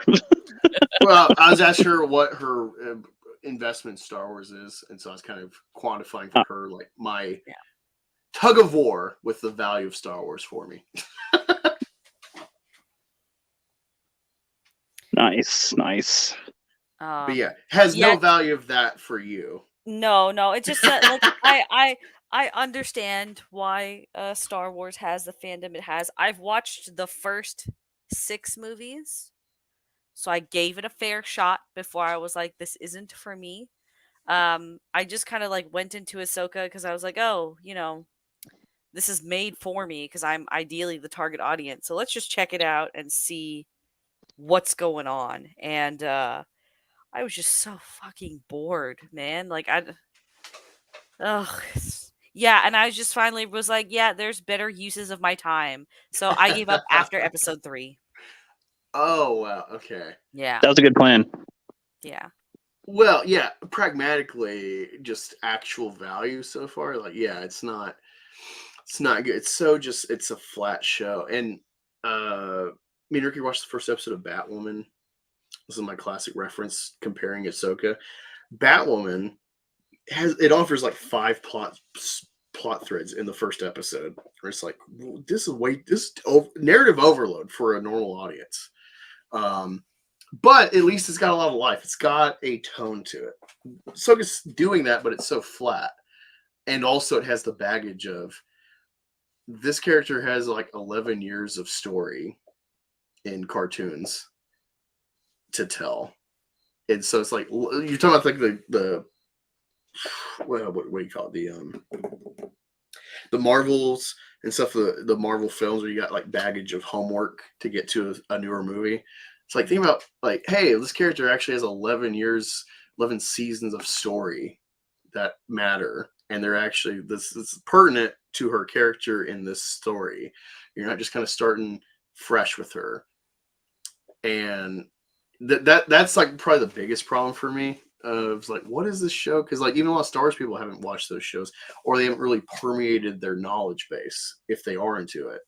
But yeah, it's so fun. But honestly, I would like to see your take on episode 5 and 6 because I really hate how people are eating up episode 5. Like, I get aesthetically, like, oh, that's kind of cool. It's okay. But it's flat, and it's just essentially what you've seen up to episode 3. Did you ever think this person is suicidal in Ahsoka? Did you ever think that watching it? No. Right, okay. Yeah. Episode 5 is like, she fights Balon's skull. He knocks her off a cliff. And, clearly it's so you're not actually expecting her dead, but maybe she's dead or hurt or whatever. And when we come back to her, we go from like water to like spacey looking. And I joked with her like, the Force caught her. And then it's the world between worlds, which is like a time pocket from Rebels. And who is there? Anakin Skywalker. And it's like him from episode 3. It's like, what the fuck? What a cliffhanger. Like, what does this mean? Is this, is this a dream? I interpret this as a dream, that she is like recontextualizing new knowledge on old events with Anakin. And because it's like, she's got the baggage of being a legacy of Anakin, and having abandoned him, she feels responsible for his fall. Rational storytelling. But then it's like, he's like, oh, this is your final test. It's like live or die. And it's like the narrative's like, she's wanted to die this whole time, or it's like in question. It's like, I've never gotten this idea that she's ever been suicidal. People on Twitter are like, well, no, she's not sure about training her apprentice because her master turned to Darth Vader and blah, blah, blah. But it's like, that's never expressed by her in any way or anything. There's no like hopelessness or like she's just bored the whole time. That's it. It's like, what a wacky, 2 episodes after you quit. Oh, revelation, she's suicidal. Huh? Well, no, they also have her like remember the Clone Wars battles, and then she's like, "Oh, well, what if I didn't want to fight?" He's like, "Well, then you'd probably die." And she's like, "Oh," and it's like, well, this is as deep as it goes. Like, there's really nothing deeper than that in the episode. And people are like, "What? Where's lightsaber? He Vadered! Oh my god! Whoa!" Yeah, Grace Reynolds like, "Oh my god, he Vadered!"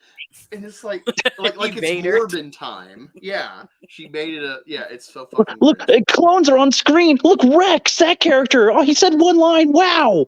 Like, that's the whole thing.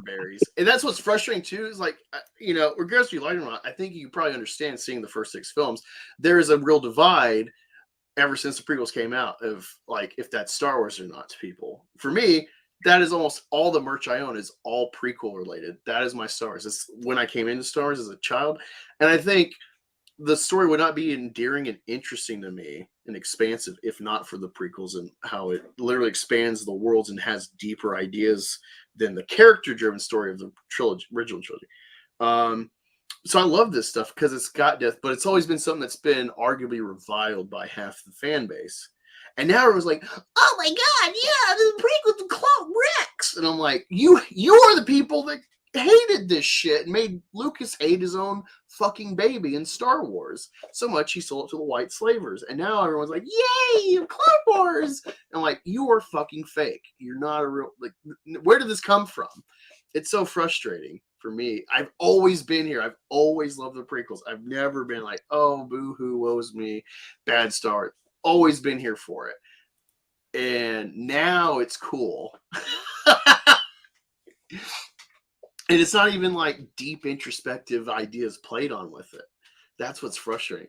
But honestly, despite my feeling against the show with episode 6, I'm like, just the direction of it. It's not that the story is actually any better necessarily. It's okay. But the direction of it felt like this woman watched Dune and she cares about cinematography. And it feels like a completely different show. It's actually taking itself serious and trying to go somewhere. Knowing how you are and you dropped out, I'd love to see you watch episode 6 and get your take on it. I've given no. Yeah, I honestly don't recommend it still, honestly.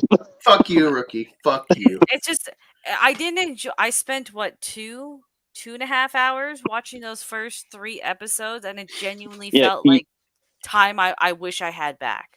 So yeah, you'd probably feel the same after episode 6. There might be, like, I'd call it a slight, we're going to slightly try a little bit more in this episode, but Not much difference. But yeah. But no, I see your. What kind of animals do you got? I have 2 Bengal cats. They're quite energetic, Wait, and they what is get that? I've never heard of that. Bengal. I think of tigers when you say Bengal for some reason. Yeah. So they're crossbred between an Asian leopard and house cat. Wow. So it's like a half feral cat. Not half feral, but they're basically wild cats. Yes, but they're quite attached to me, and whenever I'm sitting here streaming for more than 2 hours, they start to meow and climb on me and paw at me, and sometimes even fight each other. So that's usually a sign that I need to get off the computer. Right. Pay attention to You them, need to not touch us. grass, That's is what you're Yes, saying. like right now, one has squeezed himself behind me between the chair and the pillow, sleeping there. Okay. Well, no, I appreciate you coming on. I actually had a really good time. Like, I'm always a little bit worried whenever I go onto new streams because, I mean, generally, I haven't like encountered a bad one yet, but I still get nervous because you never know what someone's going to throw at you, right? I know what you mean. Yeah. Yeah. No, yeah, I try to play off what whoever hosting gives me. And yeah, you've been a really good guest, engaging and thorough yourself. No, this has been really nice and pleasant for me. Yeah, you do this long enough, you get like some kind of Yeah, we've been doing this for like 5 years now.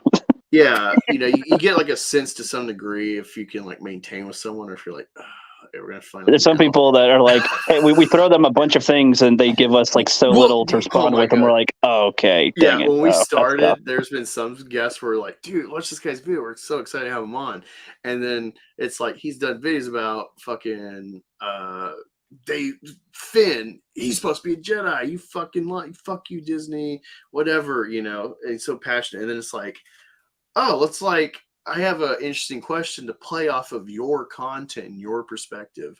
And then just like, yeah. And you're like, okay. And, and it's like, that's all they got. And so it's like, yeah, some people don't have conversational skills, at least on YouTube. But we've been pretty good with playing around that or finding a cordial excuse to kind of just shorten it. But yeah, you've been just natural good guests. Well, I'm going to take the fact that I've been here for 3 hours almost as a good sign that we didn't try to cut it off. No, I love these because it's like it feels like watching Rogan, where it's like, God, if you're in the seat and you're hearing this conversation back and forth, it's like, oh, you don't want it to end. What's the conversational magic? What's going to happen? What's going to transpire? I enjoy those types of streams a lot more. Like, don't get me wrong, I like talking about the pop culture stuff a lot more, but sometimes it's just it gets kind of dull, and it doesn't really give space for people to fully kind of, or at least for an audience maybe, to fully get to know other people. So I like just kind of having a free flowing conversation and seeing where it goes there. I find those more enjoyable than just, oh, here's the pop culture stuff we should talk about this week, so. Yeah, it's funny because there's this clip I just saw pop up in my feed suggested. I've already seen this stream on Spotify, but it was Tyson talking to Joe Rogan. And it's like, I know I heard this, but it was so passive. I was probably busy while I was listening. And it was him talking about Alexander the Great and shit. And it was just like, fuck, man. Like, you don't think of someone like Mike Tyson and you think, oh, sports, he's a boxer, hitting the head a lot, he's a dummy. And it's like, yeah, he's got a dumb fucking voice. He's got a lisp and shit. He's probably been knocked silly, definitely. But dude's fucking smart. He's a surgeon, not just as a boxer. Spartacus was great. Spartacus was great, guys. Yeah, and it's like he's talking about fucking Alexander. His perspective and why he's bred into this, it's like directly tied to his career as like a leader in his sport. It's just like, man, I love that. You don't hear this watching fucking ESPN unless maybe you get a good interviewer for a documentary. And that's still, it's not really about the sport. Why'd you do that? You almost never get those nuggets. So yeah, I feel like Rogan really is someone, we've already been doing this for a while, but yeah, it's like Rogan's just a way more successful version of how we've always done this. And so it's like, you see the proof in the pudding, the sound clips, good or bad, depending on your politics or whatever. It's like, it's because it's natural and real. So speaking why of change natural pudding, tell as you are heading out, tell us about your channel again, so people are familiar again with that, so they can follow you. Sure. Links in the thank description, you. by the way. So Vex Electronica is the movie and TV show channel, and then Vex Electronica Gaming is the gaming channel. I don't know what to do. I'm kind of at a point right now where I'm like trying to refigure out where I want my content to go. So the movie channel is going to be a little bit quiet for a bit longer. But the gaming channel, I put out a video a few days ago about there was a esports community manager for the Halo community that got fired because she wanted to have like scrims matches for biological women only, and a lot of people had problems with that, so she ended up getting fired. So I put out a video on that because it also got me thinking about this whole inclusion in gaming nonsense and how it's doing more harm to the hobby than good. Yeah, So we need more discrimination in gaming. yeah. I joke, but I'm serious too. We need more It's true discrimination. though, right? More discernment. And I point that out. So you can check that out on the gaming channel if you're interested. I'll have more content up there because I'm working through stuff. But there's definitely more gaming content Your Canada coming. stuff, that's gotta be like a real fucking headache for you. It is, yeah, and it's certainly nerve wracking. Yeah, I think you missed Rookie. She's like, we changed the topic, and then she said something about being in Canada. I'm like, I was listening for a little bit. yeah, I'm like, I'm sorry, people, we gotta get off. Sorry. But like I'm on like a lot of streams every week, so even when there's no content, like you can usually find me like those places. It's always on my community page, and I'm on Twitter at Vex Electronica. I always tweet out where I'm going to be too. So thank you for having me on though. Like I would actually love to come back, so shoot me an invite anytime. I really enjoyed talking with you guys. Like this was a good time. Really good time. Maybe next time we'll have more info on primatology I've been digging into. I'll send you that video. It's very interesting. It's about I guess trying to summarize it. It's about self-domestication of bonobos and chimps and the physical signs they're seeing and what that means for human comparison. Isn't that what Jane Goodall was studying? Or is that no? Jane Goodall just gorilla behavior in general, I think. Yeah, gotcha. She was just like the first like real observer of. We thought they were very peaceful, and then Jane Goodall's like, "Oh no, they're political. They fucking murder, and they eat other monkeys." It was groundbreaking. And so this guy, I think, is a peer, maybe a successor in some way to her. Gotcha. He's offered ideas in that he thinks like fire cooking has been a breakthrough related to our intelligence spike compared to other animals. That this arbitrary tool we figured out has been really foundational to more complex diets and nutrition. Compared to, it's like predators generally have more complex diets, and that seems to go hand in hand with intelligence. At least it's correlated, maybe not exactly the actual cause, but they're tied. But yeah, it's interesting because it's like comparing bonobos to chimps and how there's just like a natural river divide that separated them. So they're speciated, and why they're so different temperamentally, somewhat smaller.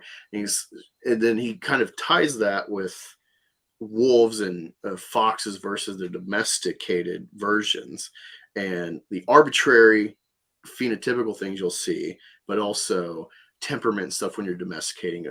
There's this feminization and what he calls pedomorphism of I'm sorry, what? Yeah, it's a real like child, pedo is child, it's the root. So morphisms like body. Yeah, I heard that where I'm like, what? And it's like, okay, I'm following along. Yeah, there's like, it's just very interesting. I'm trying to like take it all in. It's a lot of things packed into like pretty succinct, talks. But yeah, I'll have to have you on, and I'll fill you in on primatology, what I'm learning. So sounds good. Appreciate you coming on. Go, everyone in the description, or links in the channel, Vex Electronica. Follow her on Twitter. And I'm going to kick you now so you can go take care of your animals. Yep. Have a good one. Awesome. Talk to the people. Tell us a bit. I got to go run the car really quick and grab a new can of snuff. Be right back. All right, yeah. Well, I am house sitting some cats right now. Not quite the same kinds as what she's dealing with. I'm dealing with some chickens, basically. They're chicken cats. They like to hide from me, but I'll be here for a while, so they'll get to know me and then, again, be more chill. One of them is always chill, though, so that's good. Mr. Mo. But yeah, what's up, Tim, in the chat? The Amish are not on social media or activists. Robert is my favorite character. I'm not sure what you're talking about there, but that's all good. Sounds like Victoria Newland. Oh, yeah, yep. Made it back for just a little bit out here. It's like the stream's been going for 3 hours, though, so probably should wrap it up, Angus, in a sec once you get back. But, yeah, not much else going on at the moment. I'm on vacation, so I'll be able to work on videos, essentially. I'll be able to focus on that work while not at the subway and the sandwiches. Hello, the rookie critic. No. Sorry, what were you telling me? What fake news were you spreading on my platform? Saying that we should probably wrap it up. But, Why? Are you sleepy? got a few things to do still before the night's over. So, I mean, there's that. Right. But You can just put those off. but the rest of the 2 weeks or whatever, I'll pretty much be able to do whatever. So, we'll see. Well, I guess I'd love to get you on the record, the Rookie the Critic. What would you've seen kind of infamous interaction I had on the Twitter a couple of days ago. Oh, indeed, yes, with Eric and his fans and stuff. Yeah, hold on. I got a new joke. I'm trying to figure out how to make it a fucking meme exactly, but let me see.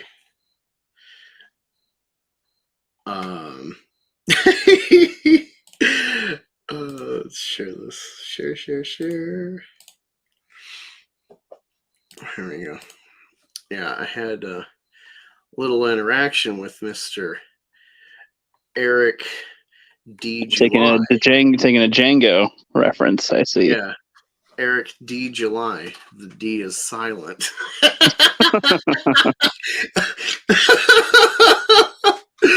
This is more of like a Saturday Night Live '90s humor where it's like, what, why? And it's like, shut up. Why is Sean Connery retarded? Shut up. Like, exactly. Just how it is. Just how it is. Yeah. No, dude, that was. I mean, I did my recap at that point on the thing, and it's like I tried. So if you don't know, if you saw the video, I tried a little afterwards, like, fuck, okay, we're at an impasse. Try a different angle. What are like your favorite fucking stories in any medium? It's like I was gonna like try to like come from that angle, like, all right, what do you like? It's like, well, clearly these are the main plot points of the thing. This is like the structure. This is why it's an endearing thing, whether you've actually analyzed it for that or not. There's like objective plots, There's only a few stories in the world that we're all kind of manipulating up and down, left and right, and it's like, because even the people that made them don't realize they're structured more or less, that's why Star Wars is so profound and why the Joseph Campbell's so profound, because he's articulated the actual. So you can compare a lot of stuff to each other going back hundreds of years, pretty much. Yeah, and that's what's like frustrating, man. If honestly, in my perspective, as I've said, I think Father's July, I would delete his tweets because they're very revealing of it's an interaction of like in depth, like, oh my god, this guy kept asking you what is his powers. This is tied directly to crapping on your books and why he thinks they're crap, and you can't answer it. And it's like, this is the whole point. It's like you're just wholly missing. Like I think some people like in Constantine, at least early on when Constantine starts, like, respect the customers. Some people would think like you couldn't have a back and forth with your customer or disagreement. You just had to like, yes, thank you, customer. It's like, I don't fucking want that. But I just think it's one of those like, this is definitely, I don't think it's a sell to customers. to have this interaction and be like, in some sort of diplomatic way, keep trying to say, "Oh, you're just retarded." Right. Especially when it's not just like, I'm just memeing your fucking book and saying like, "Oh, well, it's just Luke Cage, so it should do this." It's like, no, I'm saying like your story, what you're giving me, makes no fucking sense within succeeding events in one book. It doesn't make sense. You know, the fucking fight and so, and then the cops, and he runs. Why did he run? And yeah, it was hilarious. I was surprised I didn't have any like trolls in the chat today. Waiting to like, God, we're gonna get you, Angus. Maybe on the next one. Maybe on the next one. But here and there, I'll still get fucking updates on that interaction. People are like, "You're an SJW," or "No, you're an SJW saying he's an SJW." Like, it's got some longevity thus far. I don't know why, but I'm having fun with it. I made it on Rip and Goalposts. Actually, let me look at their channel right quick. I did watch a video on theirs. They did a veto, and it was funny because I like congratulated them, like, "Hey, you have an angle and you have edited in such a way a very convincing narrative to get the audience on your side if they're coming in fresh." So it's like they got some fucking talent with that's what's irritating, because some of their angles they put out there as essentially a rip a shill is like, all right. But other times, like that video for Vito was hilarious. I cannot deny. But then I wonder if this is actually just, oh, never mind. I'm trying to find Ripa. Oh wait, Ripa versus Goalpost. That's what I was looking up.